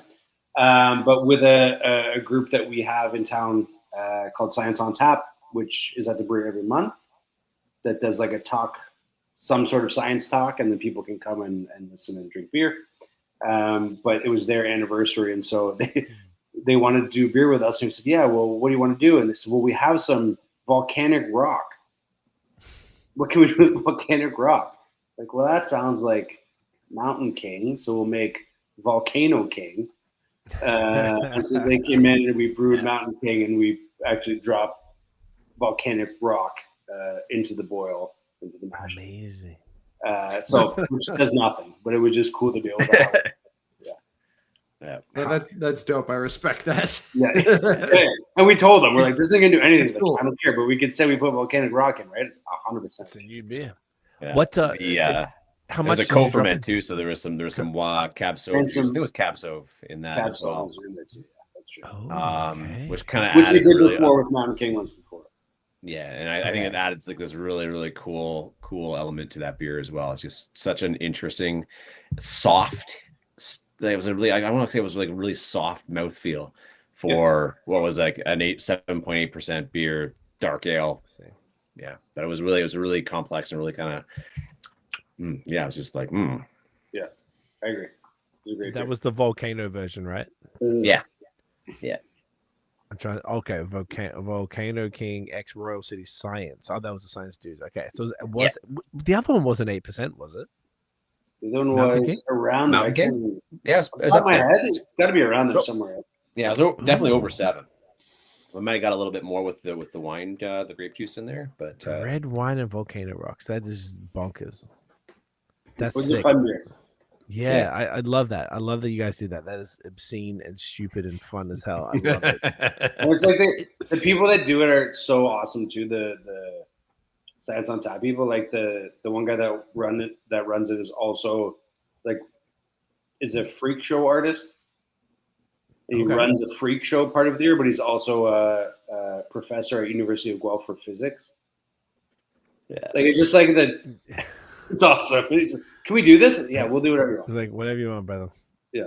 Wow. Yeah. What's that? Did you say they're freak good. show? Yeah, Is that like hang yourself by hooks and stuff? Yeah, that kind of stuff, like stapling himself and sword Gotcha. swallowing and those kind of things. Okay, one of those nails type through shits. your tongue and I don't know. Yeah. Industry. I used to know this dude who had the like his tongue split like a snake, and he took us to this thing where everyone hangs themselves by hooks from their back skin, and he was like, he did it from his ass skin. Come on. Oh.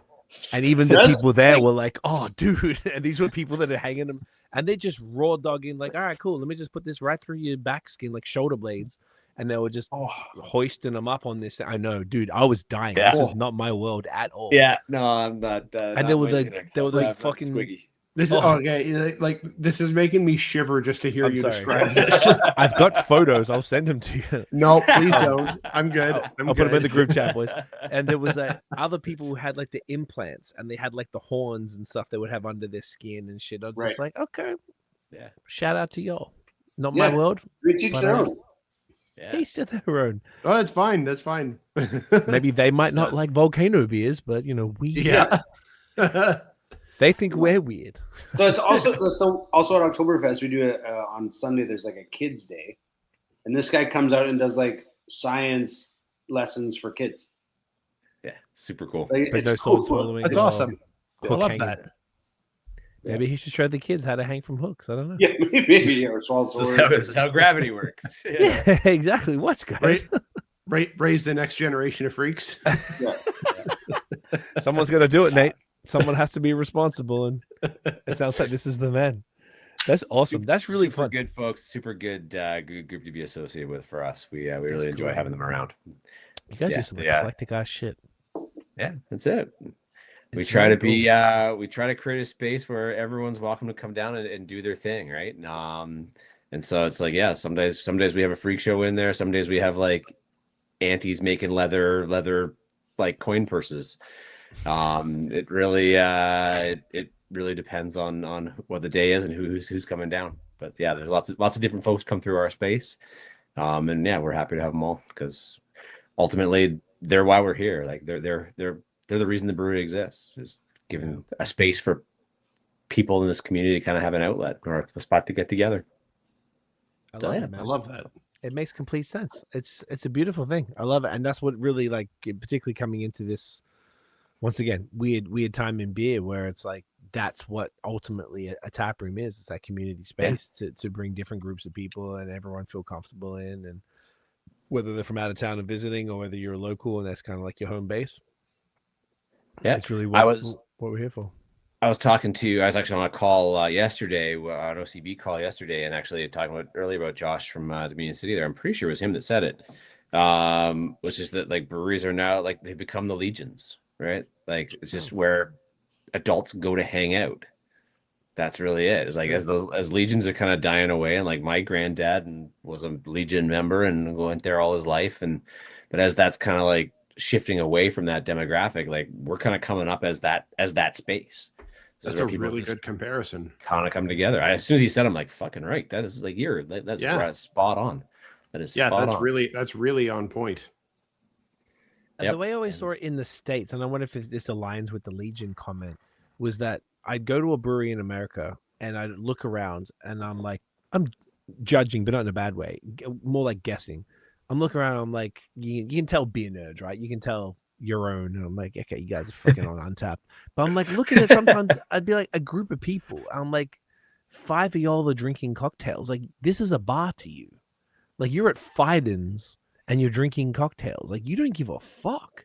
And I'm like, I think that was, if I had to wager, the difference between sort of like a brewery being like a very niche kind of thing and then being sort of a bit more of a broader spectrum is that it's seen as a bar where it's like got the variety of options, or arguably the other side would be a restaurant where people come for the food and then like, oh, you make beer too? Cool, give me a Coke.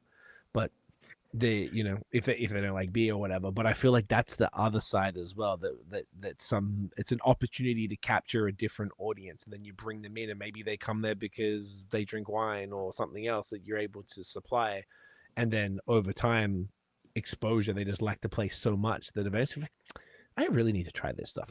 Give me that, you know, that's give me something. Yeah 100%.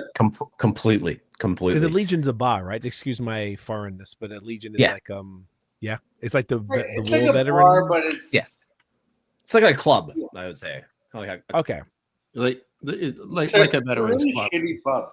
Gotcha. In Australia, they call it RSL, Retired Servicemen's League. Yeah. So like, same thing. Exact same thing. Okay, beautiful. So it's just like a veteran. I know what you're saying. I'm maybe been to one or two or whatever. It's the kind of thing of like around like around Remembrance Day when they're selling poppies. Like the Legion is where the money goes to. Yeah. Gotcha. Guarantee you've been to a Stag and Doe at one of them somewhere. Oh, I definitely have. I can absolutely have. That's a great. That's a great tie in there. Stag and Doe, the Jack and Jill thing where they ask for money. Yeah. Why are you doing it? Because if you're getting married, you anyway. Yeah. Like I'm always just like I've never heard of that until coming here. I'm like, dog, get a job. I don't know. Have you like what are you doing? It was a more common thing. I mean, some people still do it nowadays, but I think it was a more common thing when people would be like getting engaged in their early 20s sort of thing. Yeah. You know, the only one I went to was probably around the time where that's how old they would have been. So that exactly makes sense. Yeah, I haven't seen it since, but I was very shocked. They were doing raffles and all this stuff and kept. I was like, "What is going?" No, that's that's the idea. It's for like young kids who who haven't had jobs for very long and like don't have savings to pay for a wedding. Gotcha. Okay. Yeah. Don't have their own Tupperware yet. That kind of stuff. Yep. Amazon's pretty sweet these days, but now I get it. Different times.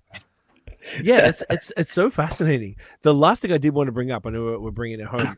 The collab that we did. Yes. Please talk about that. Yeah. So for our 10th anniversary last year, you guys were so kind to work with us for this, and we were super stoked for it. And we did this glorious Schwarzbier. Nighttime natter. Oh yeah. Which was just like, oh man, this beer slapped. It was so fucking good. This is one of the few beers that I had in my stash that I did not share. Same. I'm keeping this. This is same. This is it was like I'm drinking every single one of these. It was so fucking good. Yeah. I don't know if we can speak to it briefly, but I first of all just want to thank you both for doing this. It was really meaningful to us. We really love you guys and everything the Royal City stands for. And this was like, it was perfect. It was exactly what we needed for both. The individual collab made sense to do that. Once again, this was kind of part of the thing when we approached you guys. We were thinking crispy, because when we think Royal City, that's some of our favorite stuff from what you guys do. But also in the greater sense of the event, when we had 40 different beers and we wanted to have a very diverse lineup for basically every taste, kind of what we've been talking about tonight, what you guys do for your events and what you do for your tap room, generally speaking. But this was just a glorious beer. If you guys got any thoughts or could speak to how it came out from your side. Well, yeah, okay. You go first. I was gonna say it was. We were happy that when you guys asked us to do it, you wanted us to lean into that sort of style of beer, because obviously that's what we like making. And you know, when that came through, we were all just like, yeah, okay. And I think if I remember right, you're like, yeah, something in this sort of vein we need. And I think, you know, at the time we're like, well, what about Schwarzbier? Like, perfect. Yeah, that sounds great. So, like I said, you know, we, the two of us, and our brewer Matt, very much love lager. We like making lager, drinking lager, and this was a way for us also to, you know, we figured with you guys and this podcast, there's going to be a lot of hazy IPA in there, some blonde lager, and this gave us a way to make something that I think we do well, and then also is very much us. And so I think it just made a lot of sense. I just went to town and made what I would consider a pretty traditional Schwarzbier. You know, Schwarzbier in general is, you know, slightly more roasty than something like a Munich Dunkel. Has a little bit more body. You taste the malt, that roast in the malt a little bit more, but it's still super crushable and easy drinking. And I think that beer was very much that. Yeah, we were very, very happy when you guys reached out in general, and then when we kind of zeroed in there, just to echo Dan, I was like, yeah, this is exactly what we're gonna do here. This is in line with us, and it's gonna be a little bit different. It's gonna stand out a little bit. So yeah, which is really glad. Yes. Clearly glad to hear you guys enjoyed it, and yeah, thanks for the love there. Very much appreciated. Oh, dude.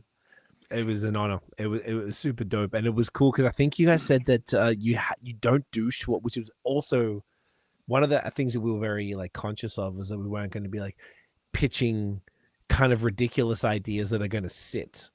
Right. Yeah. For a brew, the last thing we would have wanted was like, hey guys, let's do this crazy thing that's just going to sit around for 6 months, and then you kind of stuck with this thing. We absolutely didn't want that, and I believe you guys told us that you hadn't done a Schwarzbier in quite some time, so I think you guys were genuinely excited about doing one when we landed. I can't remember even how we landed on it. Maybe we did one probably a year before that was when Matt did Many Eyes. Okay. Oh yeah, around there. Right. Yeah. But I think since then, like, we hadn't done anything like that, and so it made a lot of sense. And it was, again, like for us, our clientele. You explain what it is. It's a dark lager. That's never gonna fly as much as like a. I'm going to the Ecos right now. I'm pretty sure it went well. Like, I'm not saying it went well, but it's harder to sell a really light lager or a. Cam's gonna prove us wrong. Yeah. Because I'm like, I'm pretty sure. I'm just trying to see if I can pull up when the last sale was. Fuck, I'm logged out. Never mind. It went fast. I remember I think we were talking about it, and like, I want to say, like, I can't remember. We were talking about it somewhere, Craig, and you were like, "Oh, is there any more?" I'm like, "No, it's fucking gone." And that was like, I was like, "Oh man, end of June." I think we were like, maybe can we get some more? Yeah. It was. Oh, maybe it was around the event time, because I know that you might have put it aside for the event. You dropped it before. We dropped it like a reasonable time before the event, right? So the event was May 31st. Yeah, we must have dropped it like mid. Yeah, I want to say it was gone by the end of June at our place, which is pretty quick for a one-off to haul through. So, yeah. That makes sense. I really liked it too, which always helps too. Beautiful. Yeah. I love that. I don't think. Go on. Yeah. What I mean, a dark lager is always. It never sells as fast as a blonde lager. That's no, of course. The way it is. But like having that, and then having, we typically have a lot of blonde beer on. So it's an easy thing to have like on draft alongside all these other things. And you're like, oh yeah, we made this beer. these guys from this podcast. It's really cool. And oh yeah, okay, I'll try that. Sick. And then once people try it, they're like, oh yeah, I like this. Okay. I love that. And that was exactly what we wanted to hear. Like, easy enough sell. I love to hear that. Yeah. We didn't sell any in July, so there you go. It's gone by the end of June. Okay, gone by the end of June. So that means it's probably like a 6-weeker for a dark lager. That's not bad. Yeah, that's pretty fucking good. Yeah, it was quick. It was quick. It really does sound like you guys fly through was pretty beer. fucking good. We like to honestly. I think we hold ourselves a little hard sometimes when we complain about beer taking X amount of time to sell. But we like that fresh beer, and that's particularly fast. But also, beer can last for a good amount of time. Right. It's a good one if it did. We want to make fresh beer. That's that's it. We still brew on a pretty small system. We still brew in a 10-barrel brew house, which I really like because it lets us do a lot of different things, and it keeps the guys brewing, it keeps the guys working, it keeps beer fresh. As Dan said, when we make Goldie, we generally try and have like a new batch of Goldie like every 3 to 4 weeks, so that the batch before it's usually gone, just so that when you're drinking that, like those really like hazy pale ale, you're getting a fresh one, and it's not something that's been sitting around for 4 or 5 months. It's going to taste like cardboard and so sorry dreams, our sad dreams. It's so we generally we like to try and keep things fresh. So yeah, that's the move. I love it. I just wanted to bring that up and just thank you guys again publicly just for doing that. And we were super stoked, and I know it went down really well at the event too. So it's extra cool for us to hear that it went beautifully at the brewery, which is not surprising. It did. Particularly if you're selling it was a cool, very, very cool event. I was telling them before we started, I was trying to remember the best beer I had at that event because we came down and hung out, and I'm like, I can't even remember what beer I had. So that was a really good event. Like that was it. I was just like, holy shit, that was a bit of a blur, and I needed help getting home that night. So it was good. Well, thank you for coming through because I know it was a bit of a hike. It was very good times from Guelph. Yeah, there was some bangers, man. Everyone delivered. It was really nice. It was like stressful throwing an event, like we were talking about off air, as far as like what it's like to throw it, but like everybody seemed like they had a good time. So it wasn't about us; it was about people having a good time, and more than that, just celebrating craft beer at a time. I feel like the timing of that event was pretty optimal in that there hadn't been any, aside from Over the Tap, obviously we had it at Blood Brothers and they had their event, which now they've turned into more of a kind of like a week-long thing, not like a ticketed thing. Aside from that, like there wasn't, all the ones that were kind of in that vein hadn't really, aside, you've got the individual brewery events that are kind of like the tap takeover that you guys do with the lagers and with the IPAs and stuff like that. But as far as like Steam Whistle Roundhouse and everything, the Because Beer here in Hamilton, some things like that. But they're few. They're very much fewer and farther between nowadays. So much, 100%. And that's what people were saying to us. I think we got it at a time when it had been a bit of a drought for a bit. It was something new. Like we really hit it at a really good time, and it brought like so many people from the scene out, and the response was so positive. Yeah. And also, the reception seemed to be really good for a long time. You have people are interested in what you put together, and then also like Blood Brothers does a great job of what they do. Yeah, they killed it. And so like people want to go to that. So you assume it's going to be a fun, well-organized event. Yeah, with lots of very interesting and cool beer to drink, which there was. Can't confirm. That was it. And it was, the idea was hopefully that, maybe people would know some of the breweries and then would come to explore the rest and learn about some other new ones, whether they were the ones from Quebec or New York or Texas or other ones from out Ontario. Because I know there was some folks from Quebec who came as well. That would have been put. Hopefully, the idea was to just get people to try something that maybe they wouldn't have been exposed to that brewery before. Maybe there's some folks from Quebec who hadn't heard of Royal City and they saw the Schwarzbier. I'm like, fuck yeah, that's what I want right now.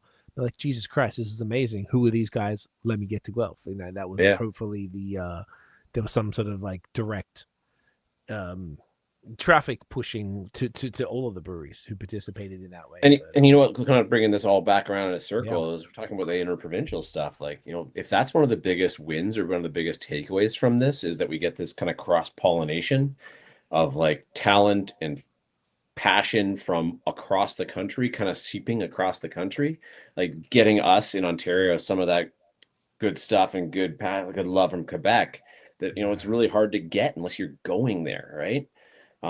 Just seeing a little bit more of that, like that mingling or that crossing the border happen.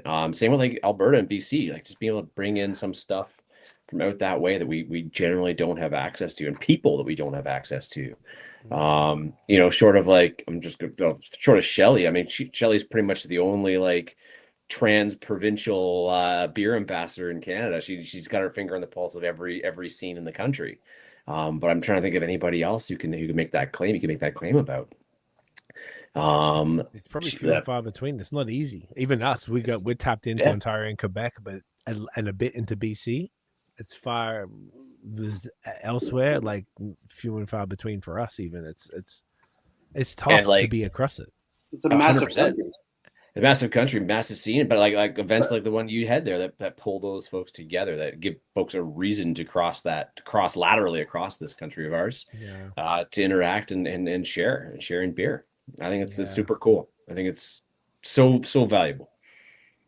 I agree, man. It's exciting to see where this can all go now. Like even something like that we did a year ago, like is cool. But now imagine the possibilities of what what could happen now that there's more accessibility, and then just more, like you said, cross pollination is a great word. And then obviously the Chicago Siebel Institute is moving to Montreal. Go to Montreal, so if they move to Montreal, there's going to be new talent in Canada, based in Canada, and that might be from all over the world, because I believe that was the biggest school in North America, if I'm not mistaken. I know there's a bunch, but it's got to be the biggest, I'm pretty sure. So then all biggest English English language anyway, for sure. Perfect. Great point. So then there's going to be all these different people from all over the world who would travel to Chicago, who are now going to be in Montreal, and they're going to be in Canada. Maybe they got a visa for Canada, and they might be like, well, I'm fucking in Montreal. I could get a job. Let me go check Ontario. Let's see what's happening. Let's go to Nova Scotia or New Brunswick or Saskatchewan. And there's so many options that's going to bring all these new brewing talent to Canada. So I feel like if you really want to look at it optimistically, like that's pretty exciting. So with the cross-border sales, and then on top of that, bringing in new talent for the industry itself, I don't know. We might be in good shape. Yeah. That's cool. The times are not quite as bleak as they may look by any means. It's hey man, it's surely a great time to be drinking beer in this country. It's always a good time to be drinking beer, but this feels like it's a really good time to be drinking beer in this country. And I think there's a lot of optimism on the horizon. A lot of room for optimism on the horizon. We don't hear enough of that, so that's that's like a good that's a good thing to hear. Yeah, it's a good way to bring this home. So as that was there anything that people can look forward to from Royal City? As far as I know, it's sort of we're only in March, and there's a lot, we're not even in spring technically yet. Is there anything that you guys are excited for this year that you want to sort of mention? Obviously, you got your Oktoberfest in, I guess it's September. Yep. Last weekend in September is our Oktoberfest. Amazing. I say the beer bus, man. Just come on out and ride the bus. April 18th. It's a great way to see the space. Check out Guelph.beer. The full schedule for the summer and fall is up there. But come on and ride the bus. Check out the whole scene here. It's a cool place for a beer. Or several. I could not agree more. Or several. You have to have several. It's a beautiful thing. Guys, thank you so much for taking the time. This is awesome. It's always fun hanging out with you blokes, man. It's such a pleasure. Yeah.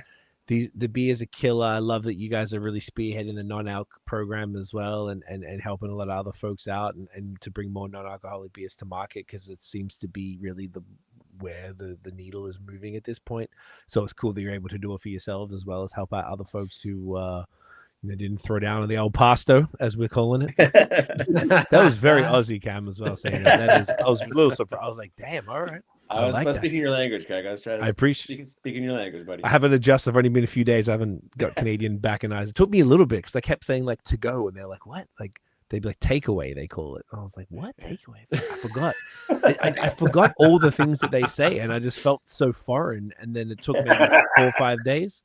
I'm like, all right, yeah, now fucking landscape, then I'm all right. Then I'm back in business, and now I got to get back in the Canadian thing. But back in the Canadian swing of things. I did appreciate the El Paso, but no, it's very cool that you guys are doing that, and that you just continuing to kill it in your own way, and to keep packing out these events and becoming this beautiful. Well, you already have been, but continuing to be a wonderful community hub out there in Guelph, and you guys all rocking together with the bus is just the coolest thing. And I'm sure you guys would be pretty stoked to see more cities, towns, regions doing something similar-ish.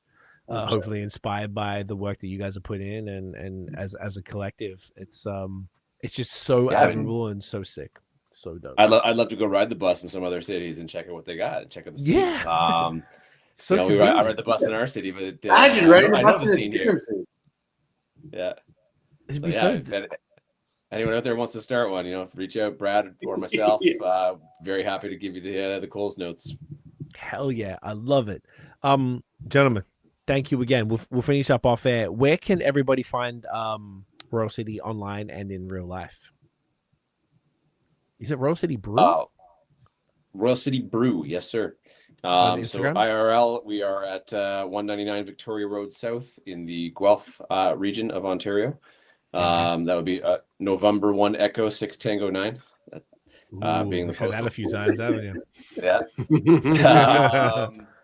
So come on down and see us. The beer hall is open from 11 a.m. Friday, Saturday, Sunday, and 3 p.m. Through the week. Otherwise, you can get us at the LCBO or online at royalcitybrew.ca. And it looks like Instagram also Royal City Brew. Yeah. And if you go on that, you can sign up for that. I just signed up right now. I don't know why I wasn't on the email list. I just signed up for the email list on the website. Make sure you jump on there. I feel like that's such a great way to stay tapped in to what breweries are doing. I think email lists are the way to go as well. Absolutely. I love it. We send out one a week or so, just letting you know what's going on, what's coming up, what's coming out. Beautiful. But yeah. Hell yeah. Gentlemen, honor and a pleasure. You guys are absolute champions. Stick around. We'll finish up off air. But yeah, guys, make sure you go check out Royal City. Go visit them. Get down to Guelph. It's only March. The weather's look. I got back from Australia and it was like 19 degrees the next day. Yeah, it felt like you came back in spring. I did the same. I don't know what Hamilton fucking wild. It's supposed to snow tomorrow. Yeah, yeah, it is. Not quite patio season yet. We're getting there. No, not quite. But, we're expecting like 10 centimeters of snow tomorrow. I'm fucking mad about it. You just had a nice storm out your way, didn't you? Sorry, like freezing rain all day yesterday. It was disgusting. Hold up, you said it was snowing. Oh my god, I didn't look. Fuck. I was trying to be mad positive, and now it's goddamn snow day tomorrow. I had no idea. Oh man. Oh, that's now trash. we brought you down right as we're closing up here. Oh, and it's got I think it's freezing snow. It's got like the rain and the snow. Yeah. What's that? Is that a slush at this point? Yeah. It's like 0 degrees snow and rain. Oh, cool. That's awesome. Got the worst of both. Oh, sick. And then on Saturday, there's like a wind emoji and snow emoji. Sick. Yeah, it's insane. Dude, like earlier this week was what they call Fool's Spring. Oh, it was one of those, eh? Well, yeah. They sure got me, Nathaniel. They sure got me. Yep, they got you. Fucking pricks. All right, guys, stick around. We'll finish up off air. Everybody, thank you so much for watching and listening. If you enjoyed the episode, smash the thumbs up, hit subscribe below, hit that notification bell. Ding. So you know when the new drops. Follow us everywhere at BAOS Podcast, at Nathan Does Beer. Check out the Long Form Audio, Spotify, Apple Podcasts. Give us 5 stars, not for me, not for Nathaniel, but for Uncle Dan and Uncle Cam, Royal City, for Guelph.beer. And we'll see you fucking legends in the next one. Peace out. Cheers.